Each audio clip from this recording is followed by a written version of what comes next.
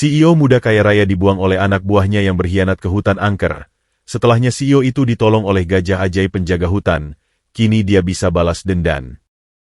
Halo sahabat, apa kabar kalian semua?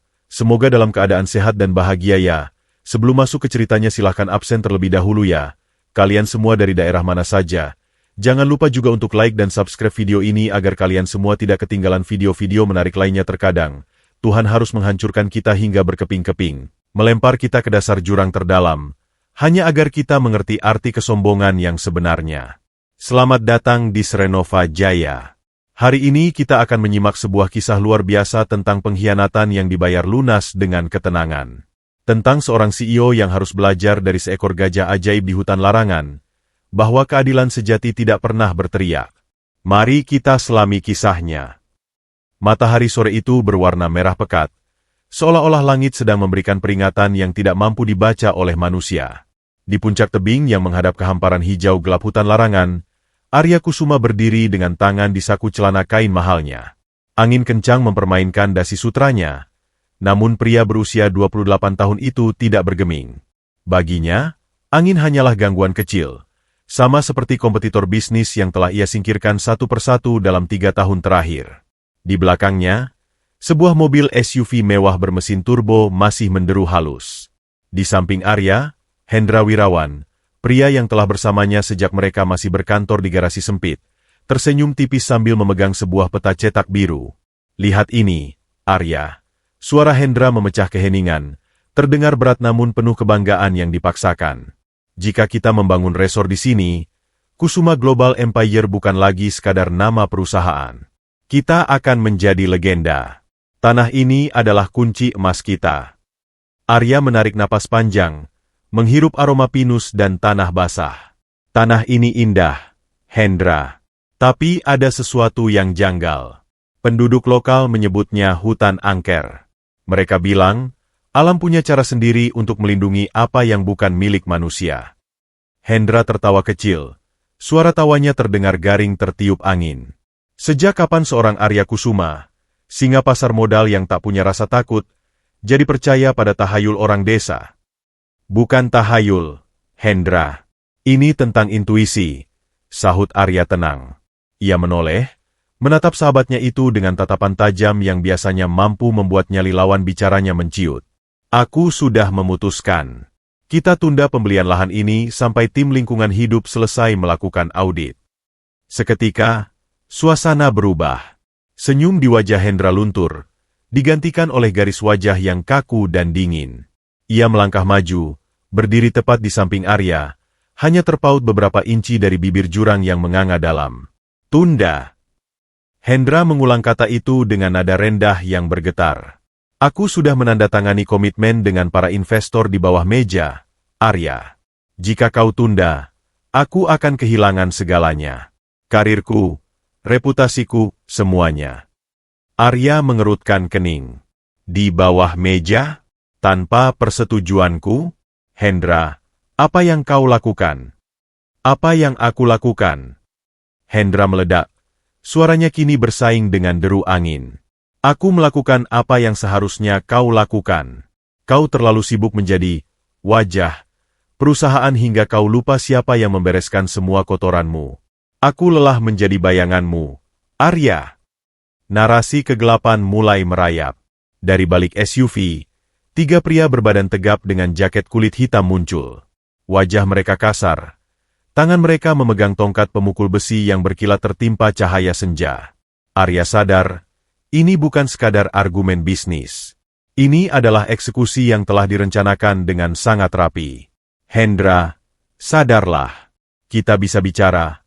Arya mencoba tetap tenang, meski detak jantungnya mulai berpacu liar. Ia memundurkan langkah, namun ujung sepatunya menyentuh batu kerikil yang langsung terjatuh ke kedalaman jurang. Bicara? Waktu untuk bicara sudah habis saat kau memutuskan untuk menjadi penghalang jalanku, desis Hendra. Ia memberi kode dengan kepalanya. 3 pria itu bergerak serentak. Arya, yang pernah mengikuti pelatihan bela diri tingkat tinggi, sempat menghindar saat ayunan besi pertama mengarah ke kepalanya. Namun, luka di kakinya akibat tendangan dari arah belakang membuatnya tersungkur. Rasa sakit yang luar biasa menjalar dari tulang rusuknya saat sebuah hantaman keras mendarat di sana. Uhuk! Arya memuntahkan darah segar. Cairan merah itu menetes, membasahi kemeja putihnya yang berharga ribuan dolar. Ia berusaha bangkit, namun sebuah cengkeraman kuat di rambutnya memaksa wajahnya menghadap ke arah Hendra. Hendra berjongkok di depan Arya, menatap sahabatnya yang kini tak berdaya dengan tatapan penuh kebencian. Kau tahu apa yang paling aku benci darimu, Arya? Keberuntunganmu. Kau lahir dengan otak jenius, sementara aku harus merangkak di lumpur untuk menyamaimu. Aku mempercayaimu, Hendra, bisik Arya, suaranya parau karena darah yang menyumbat tenggorokannya. Dan itu adalah kesalahan terakhirmu, jawab Hendra dingin. Ia berdiri, lalu merogoh saku Arya dan mengambil ponsel serta dompetnya. Jangan khawatir. Besok pagi, seluruh dunia akan tahu bahwa CEO Arya Kusuma hilang secara misterius saat melakukan perjalanan pribadi. Dan setelah 6 bulan, pengadilan akan menyatakanmu meninggal. Aku yang akan mengambil alih tahtamu. Kau tidak akan bisa lari dari ini, Arya mengerang, mencoba mencengkeram kaki Hendra. Hendra menendang tangan Arya dengan kasar, lalu menoleh ke arah hutan gelap di bawah mereka. Hutan ini tidak pernah mengembalikan apa yang sudah diambilnya, Arya.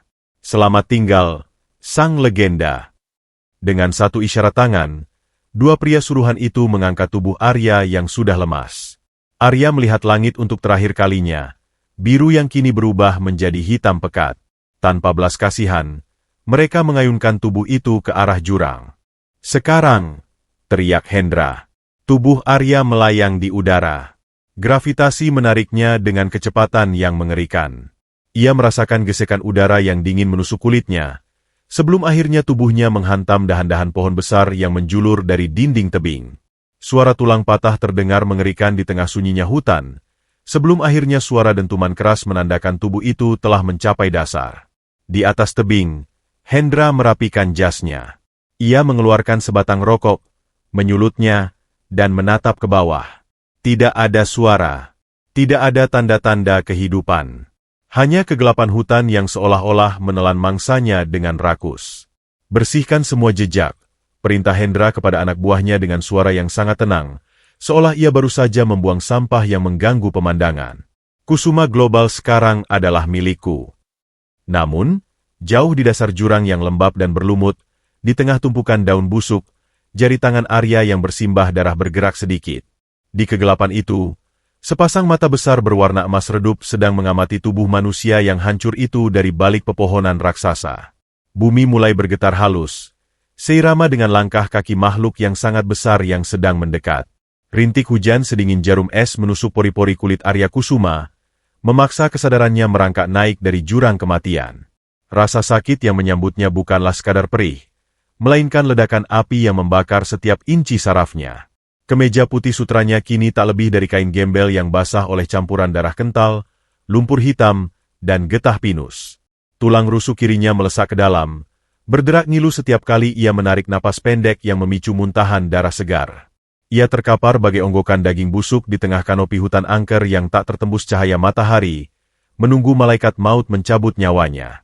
Hendra, keparat. Erang Arya dengan suara yang lebih menyerupai rintihan hewan terluka. Jari-jarinya yang gemetar dan patah mencengkeram tanah basah, mencoba menarik tubuhnya sendiri, namun kakinya sama sekali mati rasa. Urat-urat di lehernya menonjol saat ia berteriak dalam keputusasaan yang sunyi. Kau mengambil semuanya. Semuanya. Tiba-tiba, bumi di bawahnya bergetar. Bukan getaran gempa bumi, melainkan ritme langkah kaki yang sangat masif. Daun-daun kering beterbangan, ranting-ranting pohon raksasa patah berjatuhan, dan udara mendadak terasa berat, seolah menyedot seluruh oksigen di sekitarnya. Dari balik kabut tebal yang berbau lumut dan kelembapan purba, sebuah siluet raksasa muncul. Sorot mata keemasan sebesar piringan membelah kegelapan. Seekor gajah dengan ukuran 3 kali lipat gajah normal melangkah maju. Kulitnya sekeras batu karang yang dipenuhi pahatan bekas luka pertempuran berabad-abad, dan di belalainya menyembul satu gading raksasa yang melengkung tajam bagai sabit malaikat pencabut nyawa. Arya menelan ludah yang terasa seperti beling. Detak jantungnya memompa sisa-sisa darahnya dengan liar. Ketakutan purba menguasai dirinya. Ia menatap monster itu dengan sisa tenaga yang ia miliki, menantang takdirnya. Lakukan, teriak Arya Parau, memaksakan kepalanya mendongak. Hujan menyamarkan air mata yang mengalir di sudut matanya. Injak aku. Selesaikan pekerjaan pengecut itu. Aku sudah tidak punya apa-apa lagi. Cabik aku sekarang. Gajah raksasa itu menghentikan langkahnya tepat di depan tubuh Arya yang hancur. Hembusan napas dari belalainya menerpa wajah Arya, membawa aroma bunga teratai dan tanah basah yang entah mengapa menenangkan. Lalu, sebuah suara bariton purba, berat, dan bergema seperti jutaan batu yang bergesekan, meledak langsung di dalam ruang pikiran Arya, tanpa melalui telinganya. Kematian adalah pelarian yang terlalu mewah untuk jiwa yang masih menyimpan utang pada semesta, anak manusia. Suara itu bergaung, membuat saraf-saraf di pelipis Arya berdenyut kencang namun anehnya menghilangkan rasa sakit di dadanya. Arya terbelalak. Napasnya tercekat di tenggorokan. Kau bisa bicara? Apa kau ilusi dari otakku yang sedang sekarat? Bisiknya dengan bibir bergetar, menatap tepat ke dalam mata emas gajah itu yang menyimpan kebijaksanaan usia ribuan tahun. Aku adalah napas dari bumi yang diinjak keserakahan bangsamu. Aku Gajendra, penjaga keseimbangan di hutan yang kalian sebut angker ini, balas gajah itu melalui telepati yang begitu jernih.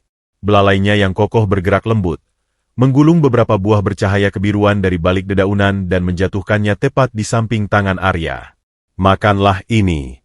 Tubuhmu hancur oleh pengkhianatan, tapi jiwamu jauh lebih busuk oleh ambisi buta. Ambisi yang membuatmu buta terhadap ular di lengan bajumu sendiri. Arya menatap buah aneh itu, lalu menatap Gajendra dengan amarah yang mendidih. Kau tidak tahu apa-apa tentang penderitaanku. Dia sahabatku. Dia merampas perusahaanku, mimpiku, hidupku. Jerit Arya, memukul tanah hingga buku-buku jarinya berdarah lagi. Aku akan membunuhnya. Aku akan merobek jantungnya dengan tanganku sendiri begitu aku keluar dari neraka ini. Gajendra tidak merespons dengan kemarahan. Makhluk raksasa itu perlahan menekuk kaki depannya, berlutut hingga mata emasnya sejajar dengan wajah Arya yang berlumuran lumpur. Kemarahanmu berisik, manusia. Sangat berisik dan menyedihkan. Tegur Gajendra dengan nada sedingin es yang membekukan aliran darah Arya. Dendam yang meledak-ledak hanya akan membakar dirimu sendiri. Lihatlah dirimu. Kau berteriak layaknya mangsa yang terjepit. Kelemahan sejati adalah suara yang terlalu keras. Penguasa sejati tidak pernah menggonggong. Kata-kata itu menghantam kesadaran Arya lebih keras daripada tongkat besi preman bayaran Hendra. Ia terdiam, napasnya memburu. Perih di tulangnya tiba-tiba terasa tak berarti dibandingkan dengan rasa malu yang menelanjanginya. Ia menunduk, meraup buah biru bercahaya itu dengan tangan gemetar, dan menggigitnya rakus. Cairan manis yang terasa seperti sengatan listrik dingin mengalir di kerongkongannya, seketika merekatkan serpihan tulang rusuknya yang retak dengan rasa sakit yang membuat matanya memutih. Bulan berganti bulan di dalam perut hutan angker. Arya tidak mati. Di bawah perlindungan magis Gajendra, pemuda itu melewati siksaan penyembuhan yang mengubah anatominya. Rambutnya kini panjang menggimbal, dipenuhi debu, getah, dan ranting kering. Kulitnya yang dulu putih mulus khas kaum elit, kini terbakar matahari, menebal dan dipenuhi guratan bekas luka yang mengerikan. Setiap hari, ia berdiri di bawah air terjun sedingin es, belajar menahan napas dan menahan emosi. Pada suatu senja yang berdarah, Arya duduk bersila di atas batu raksasa. Matanya terpejam. Tidak ada lagi otot rahang yang menegang. Tidak ada lagi gemetar di tangannya. Ia telah mematikan setiap saraf emosi yang lemah di dalam dirinya. Gajendra melangkah mendekat, berdiri menjulang membelakangi cahaya matahari terbenam. Waktunya telah tiba, bukan? Tanya Arya perlahan. Matanya terbuka. Sorot mata itu tidak lagi memancarkan ambisi seorang CEO muda, melainkan ketenangan mutlak yang mengerikan, tatapan predator raksasa yang siap mengoyak mangsa dalam keheningan total. Ia tidak berkedip. Napasnya teratur bagai jarum jam. Tubuhmu telah menyatu dengan akar bumi, dan pikiranmu sedingin dasar samudera. Suara Gajendra bergema penuh kebanggaan di kepala Arya. Apa yang akan kau lakukan ketika kau kembali ke dunia beton dan kaca milikmu, Arya Kusuma? Arya berdiri. Pakaiannya hanya sisa-sisa celana kain yang compang-camping. Tubuhnya memancarkan aroma tanah basah dan dedaunan mati. Ia menatap ke arah utara, ke arah kota metropolis yang telah membuangnya. Aku tidak akan kembali sebagai raja yang menuntut tahtanya, Gajendra, ucap Arya dengan nada yang sangat datar, hampir tanpa intonasi. Aku akan masuk melalui pintu paling bawah. Aku akan membiarkan mereka menghinaku, menginjakku, dan menertawakanku. Aku akan menjadi cermin bagi kebusukan mereka sendiri. Dan untuk pengkhianat itu, tanya Gajendra. Seringai tipis yang sangat mengerikan terbentuk di bibir kering Arya. Bukan dendam buta, tapi keadilan mutlak. Aku akan meruntuhkan dunianya tepat di saat ia merasa menjadi dewa. Aku akan menjadi badai yang tak bersuara, sampai saatnya tiba untuk mencabut nyawanya dari dalam kerajaanku sendiri. Bumi bergetar pelan saat Gajendra mengangkat belalainya, membunyikan trompet alam yang memekakan telinga sebagai salam perpisahan. Arya berbalik, telapak kakinya yang kini kapalan dan sekeras batu bata melangkah mantap menembus lebatnya hutan gelap. Ia bukan lagi Arya Kusuma yang rapuh. Sang legenda telah mati di dasar jurang ini, dan yang bangkit dari kuburan lumpur itu adalah sang monster penuntut balas. Asap knalpot berbaur dengan uap panas dari aspal ibu kota siang itu, menciptakan gelombang fata morgana yang mengaburkan pandangan. Di tengah lautan manusia bersetelan jas licin yang wangi parfum desainer, sebuah anomali berjalan tertatih namun dengan postur sekokoh tebing karang. Arya Kusuma melangkahkan telapak kakinya yang telanjang, kasar, dan pecah-pecah di atas trotoar yang mendidih. Setiap langkahnya meninggalkan noda kehitaman bercampur bercak darah kering. Pakaian yang membalut tubuhnya tak lebih dari serpihan kain rombeng yang menyatu dengan daki, getah pinus, dan debu jalanan. Rambutnya menggimbal kaku karena lumpur, menutupi separuh wajahnya yang terbakar matahari hingga terkelupas. Aroma tanah basah, nanah kering, dan daun busuk menguar tajam dari tubuhnya. Bau itu menyengat hidung siapa saja yang dilewatinya, membuat kerumunan pekerja kantoran refleks menyingkir layaknya melihat wabah berjalan. Heh! Jangan lewat depan warungku, gembel busuk. Teriakan melengking seorang ibu penjual nasi rames membelah kebisingan jalan. Wanita itu mengibaskan lep kotornya ke udara dengan brutal. Wajahnya berkerut penuh rasa jijik. Bau badanmu bikin pelangganku mau muntah. Pergi sana ke tong sampah. Merusak pemandangan orang cari makan saja. Arya tidak merespons dengan amarah. Mata emas redup di balik rambut gimbalnya menatap lurus ke depan. Tidak ada getaran emosi di bibirnya yang pecah-pecah. Ia hanya memutar tubuhnya perlahan, melanjutkan langkah tanpa mengeluarkan satu silabel pun. Di dalam rongga dadanya, detak jantungnya berirama pelan, teratur, mengingat ajaran sang gajah ajaib di tengah hutan. Kemarahanmu berisik. Penguasa sejati tidak pernah menggonggong. Lihat tuh orang gila, kasihan tapi ya bikin jijik. Bisik seorang wanita muda berblazer sutra mahal kepada teman prianya. Suaranya sengaja dikeraskan, memancarkan nada merendahkan yang dibungkus simpati palsu. Makanya, kalau hidup jangan malas. Ujung-ujungnya jadi parasit masyarakat begini. Jauh-jauh, sayang. Nanti kamu ketularan kudisnya. Isinya kuman semua itu bajunya. Balas si pria bergidik ngeri, menarik pinggang pasangannya menjauh. Ia menatap Arya dari atas ke bawah dengan tatapan seolah ia baru saja menginjak kotoran anjing yang basah. Orang-orang kayak gini harusnya ditangkap Satpol PP, dibuang ke laut sekalian. Hinaan demi hinaan mengalir seperti hujan asam, menerpa wajah Arya tanpa henti. Namun, pria yang pernah menjadi miliarder nomor 1 di kota ini membiarkan cemoohan itu membasuh jiwanya. Ia menyerap setiap makian sebagai bahan bakar, untuk mempertebal kesabarannya yang kini tak berujung. Langkahnya yang pelan dan terukur akhirnya terhenti di persimpangan jalan utama, tepat di jantung distrik bisnis elit ibu kota. Matanya yang setajam elang pemangsa mendadak terkunci pada sebuah layar LED raksasa berukuran 10 kali 20 meter yang menempel pada dinding kaca sebuah gedung pencakar langit. Layar raksasa itu menyala terang, mendominasi langit kota, memutar iklan korporat yang sangat megah. Di bawah kepemimpinan yang baru dan visioner, Kusuma Global Empire tidak hanya meraup profit, tapi menyelamatkan dunia. Suara bariton narator iklan itu menggelegar melalui pengeras suara jalanan, memekakkan telinga. Detik berikutnya, transisi video menampilkan sosok pria berjas Armani biru dongker, duduk santai di kursi kulit CEO yang sangat familiar bagi Arya. Pria itu tersenyum arogan ke arah kamera.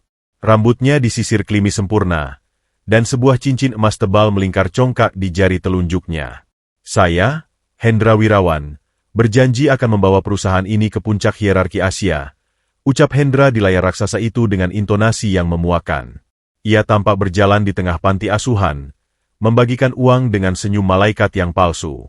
Bagi saya, Kusuma Global bukan sekadar mesin pencetak uang. Ini adalah keluarga. Kami menyingkirkan masa lalu yang suram, demi membangun masa depan yang penuh cahaya untuk Anda semua. Di bawah guyuran terik matahari dan kepungan asap kendaraan, Arya mematung menatap wajah pembunuhnya. Cengkeramannya pada sisi celana rombengnya menguat perlahan hingga buku-buku jarinya memutih pasi, namun ekspresi wajahnya tetap sedingin bongkahan es di kutub utara. Ia merasakan denyutan ngilu di tulang rusuk kirinya, tepat di titik di mana Hendra pernah memerintahkan preman-premannya menghancurkan tulangnya dengan tongkat besi. Bukannya amarah yang meledak, bibir kering Arya justru melengkung perlahan. Sebuah seringai tipis yang begitu mengerikan terbentuk di wajahnya yang kotor, menyiratkan ancaman kematian tanpa suara yang siap mencabut nyawa. Nikmati panggung sandiwaramu yang murahan ini, Hendra, bisik Arya sangat pelan, suaranya parobak gesekan batu kerikil, nyaris tertelan deru mesin bus kota. Pujilah dirimu setinggi dewa. Tersenyumlah di depan kamera. Karena semakin tinggi kau terbang menembus awan, semakin hancur remuk tulang-tulangmu saat aku menarikmu jatuh ke dasar neraka. Tanpa menoleh lagi pada layar menjijikan itu, Arya melanjutkan langkahnya menuju gedung utama Kusuma Global Empire.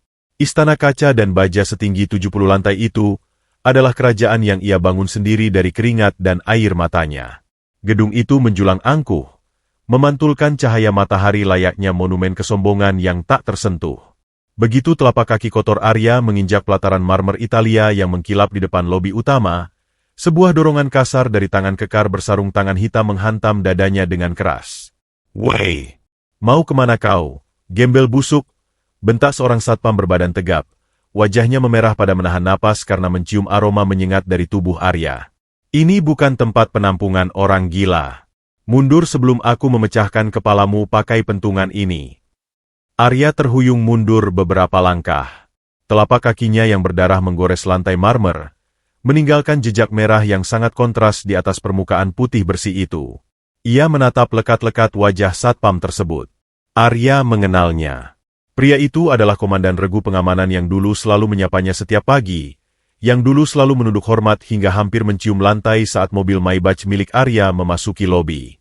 Saya hanya ingin mencari air minum, Pak," ucap Arya dengan suara yang dibuat serak dan gemetar, sengaja merendahkan intonasinya, memerankan karakter gelandangan tak berdaya dengan sempurna. Ia menundukkan kepalanya dalam-dalam, menyembunyikan kilatan mata predatornya di balik surai gimbalnya yang kotor. "Air. Kau pikir gedung mewah ini sumur bapakmu?" bentak satpam kedua yang baru datang, tak kalah beringas. Ia meludah tepat di samping kaki Arya yang telanjang. "Air di dalam sana cuma buat manusia beradab, bukan buat lintah got macam kau. Sana pergi minum air selokan. Bikin kotor saja lantai lobi ini. Bau bangkai. Tolonglah, Pak. Sedikit saja dari keran luar. Perut saya perih." Arya menyodorkan kedua tangannya yang penuh lumpur, pura-pura memohon dengan postur membungkuk. Urat-urat di lengannya menegang keras di balik kulit kasarnya, menahan insting membunuh yang meronta ingin dilepaskan. "Saya belum minum sejak 2 hari yang lalu." "Alah, banyak drama kau, sampah jalanan." Satpam pertama menarik pentungan hitamnya dari pinggang, mengangkatnya tinggi-tinggi dengan mata melotot marah. "Kusir pakai mulut nggak mempan. Ya terpaksa kupatahkan tulang rahangmu biar kau merangkak pergi dari sini." Arya bisa saja menghindar. Hanya dengan memutar bahu, ia bisa mematahkan lengan satpam itu dengan satu gerakan kilat yang ia pelajari dari insting bertahan hidup di hutan buas. Namun, rahangnya tetap mengatup rapat. Ia diam mematung. Ia sengaja membiarkan tubuhnya rileks, menunggu hantaman besi itu datang, menerima penghinaan ini sebagai bayaran atas kebodohan dan kebutaannya di masa lalu. Di tengah hiruk-pikuk karyawan berdasi yang berlalu lalang dan hanya melirik dengan pandangan merendahkan tanpa niat menolong, Arya memejamkan mata. Ayunan tongkat besi itu membelah udara dengan suara desingan tajam, mengarah tepat ke pelipisnya. Angin tebasan tongkat besi itu membelah udara lobi dengan lengkingan tajam yang mengerikan, mengarah presisi ke pelipis Arya yang berlumur debu. Arya sama sekali tidak memejamkan mata. Otot-otot lehernya hanya menegang sekeras baja. Jantungnya berdetak pelan dalam ketenangan sang predator yang siap menyerap hantaman yang akan menghancurkan tengkoraknya. Namun, sepersekian detik sebelum besi dingin itu meremukan tulangnya, sebuah bayangan kecil berseragam biru pudar melesat menembus pandangannya. Terdengar bunyi buk yang sangat keras dan memuakan, disusul suara retakan pelan yang menggema di langit-langit lobi berhias lampu kristal. Bukan pelipis Arya yang pecah, melainkan pundak rentas seorang pria tua yang sengaja melemparkan tubuh bungkuknya sebagai tameng hidup. Ah! Jeritan tertahan keluar dari bibir keriput pria tua itu saat tubuhnya terpelanting hebat dan jatuh berdebum di atas lantai marmer Italia. Topi seragam bertuliskan, "Cleaning Service," terlepas dari kepalanya yang memutih, memperlihatkan wajah keriput yang kini berkerut menahan siksaan. "Pak Budi, tua bangka gila. Apa yang kau lakukan?" bentak sang komandan Satpam dengan mata melotot. Panik sekaligus murka melihat tongkatnya justru menghantam salah satu pekerja kebersihan paling tua di gedung itu. Wajah Satpam itu merah padam. Urat lehernya menonjol menahan amarah yang meletup-letup.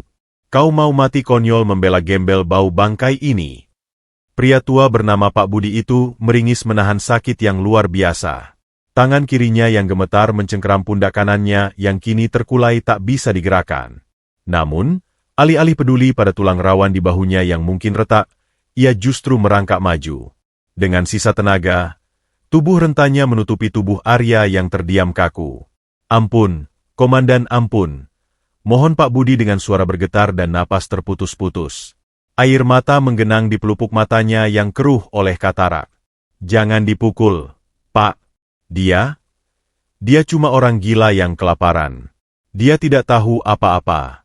Kalau Bapak pukuli dia sampai mati di lobi ini, nanti Bapak sendiri yang repot berurusan dengan polisi. Jangan kotori tangan mulia Bapak.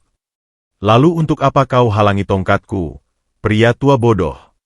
Satpam kedua ikut membentak, menendang ember pel milik Pak Budi dengan sepatu pantofelnya hingga tumpah membasahi lantai marmer yang mengkilap. Air sabun kotor mengalir kemana-mana. "Kau lihatkan lantainya jadi kotor gara-gara tapak kaki berdarah lintah got ini. Kalau Pak Hendra atau tamu VVIP melihat ini, kita semua bisa dipecat hari ini juga." "Biar saya yang bersihkan, Pak. Saya yang bersihkan semuanya sampai mengkilap seperti kaca lagi," rata Pak Budi, menundukkan kepalanya dalam-dalam hingga dahinya hampir menyentuh genangan air kotor di lantai. Sebuah pose penyerahan diri total yang membuat dada Arya tiba-tiba terasa sesak, seolah dihantam godam tak terlihat. "Tolong, biarkan saya bawa dia ke ruang pembuangan sampah di basement. Saya janji, setelah saya beri dia sisa air minum, saya akan suruh dia pergi lewat pintu pembuangan limbah. Tolong, jangan sakiti dia lagi." Sang komandan mendengus kasar, membuang ludah ke arah sepatu botnya sendiri karena jijik. Ia menyarungkan kembali tongkat besinya dengan gerakan kasar yang memancarkan aura intimidasi murni. "Cepat bawa sampah bernyawa ini pergi dari pandanganku. Beri waktu 5 menit. Kalau lewat dari itu dia masih menampakkan batang hidungnya di area gedung ini, kau dan gembel busuk ini akan kuceburkan ke kolam limbah beracun di belakang." Tanpa menunggu perintah kedua, Pak Budi bersusah payah bangkit. Tangannya yang kasar karena kapalan dan terkikis bahan kimia pembersih lantai meraih lengan Arya yang dipenuhi koreng dan lumpur kering. Dengan tarikan pelan yang sangat hati-hati, ia menuntun tubuh raksasa Arya, yang berpura-pura pincang menyeret kakinya, menuju lift barang di sudut lorong pelayan yang gelap. Arya membiarkan dirinya ditarik layaknya boneka rusak. Di balik surai gimbalnya yang berbau tanah basah, sepasang mata emasnya mengawasi setiap tetes keringat dingin yang mengucur di pelipis Pak Budi. Jantung Arya berdegup lambat, namun ada gelombang emosi ganjil yang tak pernah ia rasakan selama menjadi miliarder. Pria tua miskin yang bergaji di bawah rata-rata ini rela patah tulang, hanya demi menyelamatkan seorang pengemis menjijikan yang bahkan tidak ia kenal namanya. Pintu lift barang baja yang berkarat akhirnya tertutup, memisahkan mereka dari kemewahan lobi yang memuakan. Bau menyengat kaporit, kain pel basah, dan udara lembab basi langsung menyergap penciuman. Begitu lift berdenting kasar dan tiba di lantai basement 3 yang temaram dan pengap, Pak Budi mendudukan Arya di atas tumpukan kardus bekas dekat ruang utilitas. Pria bungkuk itu bergegas membuka loker besinya yang penyok di sudut ruangan, mengeluarkan sebuah botol air mineral kusam ukuran besar yang isinya tinggal separuh. Dengan tangan gemetar hebat menahan nyeri bahu yang terus berdenyut, ia menyodorkan botol itu ke bibir kering Arya. "Minumlah, nak." Pelan-pelan agar tidak tersedak. Suara Pak Budi melembut, mengusap debu tebal di bahu Arya dengan handuk kecilnya sendiri. "Kasihan sekali nasibmu. Pasti kau tidak makan berhari-hari sampai nekat tersesat ke sarang serigala ini. Pejabat dan orang kaya di atas sana memang tidak punya hati nurani. Mereka lebih suka menyiram tanaman impor mereka pakai air kemasan mahal daripada memberi setetes minum untuk orang kehausan." Arya meraih botol itu dengan gerakan pelan. Air bersuhu ruangan itu mengalir melewati kerongkongannya yang sekering gurun pasir, memberikan sensasi kehidupan yang menjalar bak sengatan listrik hingga ke ujung sarafnya. Ia menatap wajah keriput Pak Budi lekat-lekat, merekam setiap gurat kelelahan di sana. "Kenapa? Bapak menolongku?" tanya Arya dengan suara parau dan berat, sengaja merendahkan posturnya, menjaga perannya dengan sempurna. Namun, intonasinya membawa ketulusan yang murni dari dasar jiwanya. "Bapak bisa kehilangan pekerjaan. Bahu Bapak berdarah di dalam." Pak Budi tersenyum getir, memijat bahunya sendiri sambil meringis kecil, mencoba menutupi penderitaannya. "Ah, tulang tua rongsokan ini sudah biasa dihantam nasib yang lebih kejam. Nak, kalau soal dipecat, mungkin malah akan membebaskanku." Pria itu duduk tersungkur di atas kursi plastik yang retak. Matanya menerawang sayu menatap dinding beton basement yang kusam dan berjamur. Gedung ini dulu tidak beraroma kematian seperti ini. Dulu, tempat ini penuh harapan. CEO kami yang asli, Pak Arya, orangnya sangat tegas tapi berhati malaikat. Beliau hafal nama dan jumlah anak setiap OB di sini. Tapi sejak beliau dikabarkan hilang dan tahtanya direbut oleh iblis bernama Hendra, perusahaan ini berubah jadi neraka pemerasan. Otot rahang Arya menegang sekilas. Kilatan mematikan bagai api yang menyambar bensin melintas cepat di matanya yang tersembunyi oleh poni gimbal. Ia mengepalkan tangan kirinya. "Neraka?" pancing Arya dengan suara rendah yang seakan menggetarkan molekul udara di ruangan sempit itu. "Ya, neraka," desah Pak Budi sambil mengusap wajah kasarnya yang lelah mutlak. Pak Hendra memotong paksa gaji karyawan kecil beralasan krisis. Padahal uangnya dipakai untuk membiayai pesta-pesta mewahnya.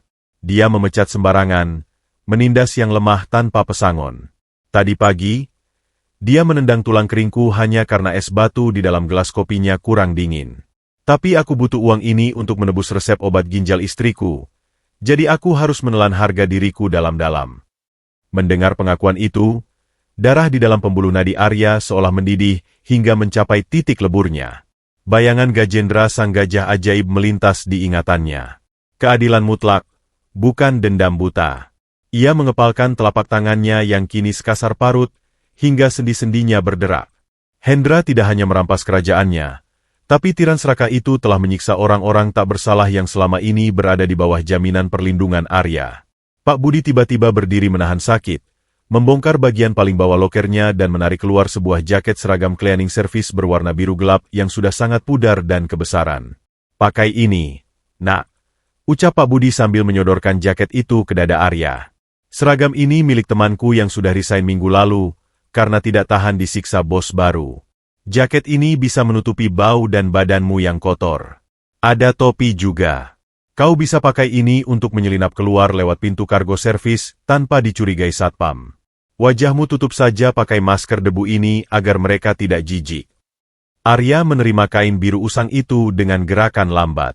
Matanya menatap tajam ke arah rajutan benang yang terlepas dari jaket tersebut, seolah benda murahan itu adalah jubah zirah kerajaan berlapis baja.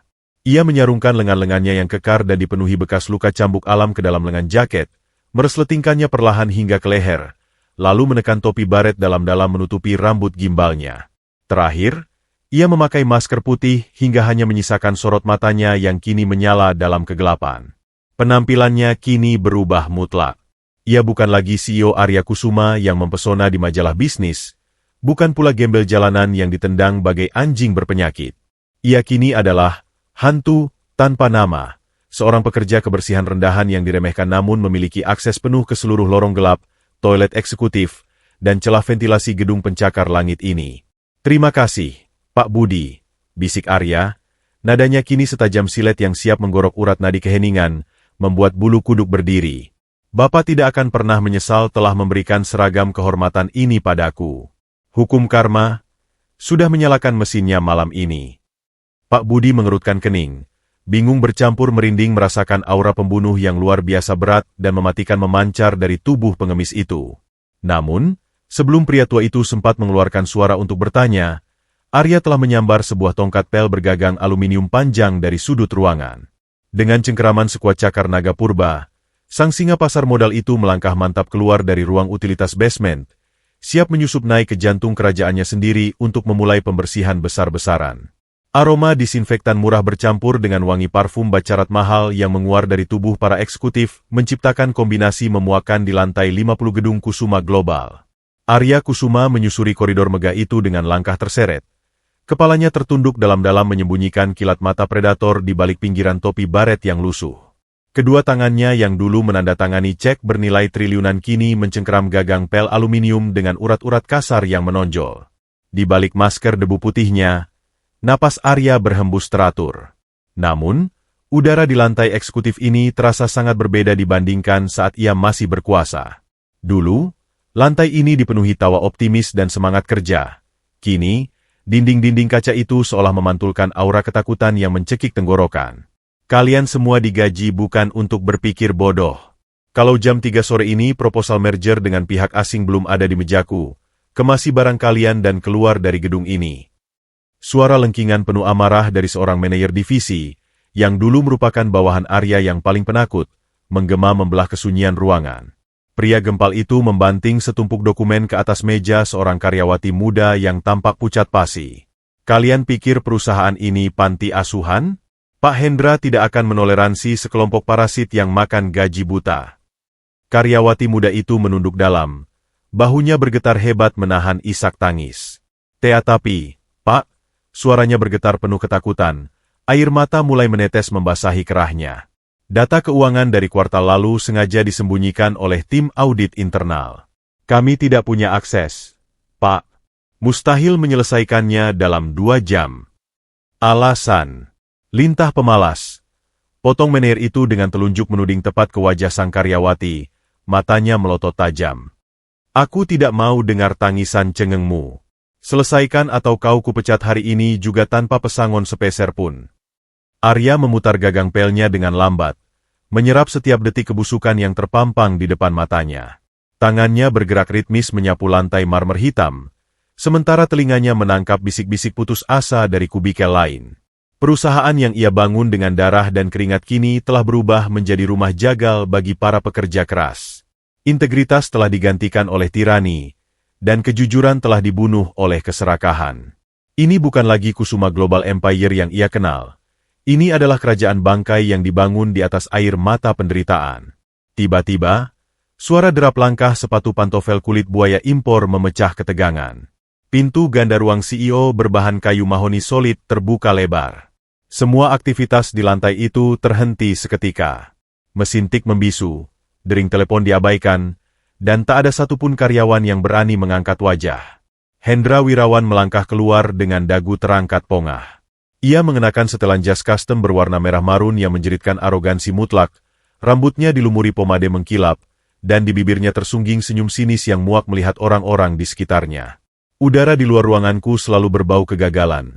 Gumam Hendra dengan suara bariton yang sengaja dikeraskan, memutar cincin emas tebal di jari telunjuknya dengan gaya sangat merendahkan. Ia berjalan menyusuri lorong seolah lantai marmer itu adalah karpet merah yang tergelar khusus untuknya. Matanya menyapu deretan karyawan yang menunduk seperti budak yang menunggu dicambuk. Lihat kalian semua. Wajah-wajah kusam yang tidak punya masa depan. Kalau bukan karena kebaikanku yang luar biasa, kalian pasti sudah mengemis di pinggir jalan tol yang berdebu. Hendra berhenti sejenak di dekat kubikel karyawati yang menangis tadi, mendengus pelan penuh jijik. Tangisan adalah bahasa orang-orang kalah yang menjijikkan. Ucapnya dingin tanpa belas kasihan. Di era kepemimpinanku, aku hanya memelihara singa pemangsa yang lapar, bukan domba cacat penyakitan. Arya yang berada hanya beberapa meter dari punggung Hendra, terus menggerakkan kain pelnya di sudut pilar kaca. Aroma parfum Hendra yang menyengat masuk ke rongga hidungnya, membangkitkan memori rasa sakit dari tulang rusuknya yang pernah dihancurkan oleh preman bayaran pria itu di ujung tebing berdarah. Namun, Arya menekan emosinya dalam-dalam. Penguasa sejati tidak pernah menggonggong. Suara telepati sang gajah ajaib bergema menjadi mantra penenang di dalam batok kepalanya. Mana obe tua yang tidak becus itu? Bentak Hendra tiba-tiba. Suaranya menggelegar memekakan telinga, membuat beberapa karyawan tersentak kaget di kursi mereka dan hampir menjatuhkan pena. Jam segini teh Earl Greyku belum juga ada di atas meja. Apa aku harus mempekerjakan monyet sirkus liar agar kerjaan sesederhana ini bisa selesai tepat waktu? Dari ujung lorong servis, tubuh bungkuk Pak Budi berlari tergopoh-gopoh. Napas pria tua itu tersengal-sengal. Seragam birunya basah kuyup oleh keringat dingin. Kedua tangannya yang keriput gemetar hebat membawa nampan perak berisi cangkir porselen putih yang mengepulkan asap panas. Tulang bahunya yang retak akibat melindungi Arya di lobi beberapa jam lalu membuatnya berjalan agak miring, mati-matian menahan rasa sakit yang menusuk-nusuk di setiap langkahnya. Maafkan saya, Tuan Hendra, ucap Pak Budi terputus-putus, menundukkan kepalanya dalam-dalam saat ia tiba di hadapan sang tiran. Tangannya bergetar hebat hingga cangkir porselen itu bergemerincing pelan bersentuhan dengan alas lepeknya. Lift barang rusak. Jadi saya harus menaiki tangga darurat dari lantai 40. Ini teh Anda, Tuan. Hendra menatap Pak Budi dari ujung rambut yang memutih hingga ke ujung sepatu kasarnya dengan ekspresi jijik yang tak ditutupi sedikitpun. Ia mengambil cangkir itu dengan kasar, menyesapnya sedikit, lalu dalam sepersekian detik, urat-urat di wajahnya menegang merah padam. Dengan gerakan brutal yang liar dan tak terduga, Hendra melemparkan cangkir porselen panas itu ke lantai. Perang! Porselen mahal itu hancur berkeping-keping. Cipratan teh yang masih mendidih mengenai celana seragam Pak Budi hingga menembus kulitnya. Namun pria tua itu hanya bisa memejamkan mata rapat-rapat, tak berani mengeluarkan suara rintihan sekecil apapun. Kau sengaja mau meracuniku, tua bangka gila, raung Hendra, memecah ketakutan di seluruh penjuru ruangan. Teh ini terlalu manis. Kau pikir aku ini kuli pelabuhan yang minum teh tawar dengan segunung gula murahan? Otakmu itu isinya apa? Lumpur selokan.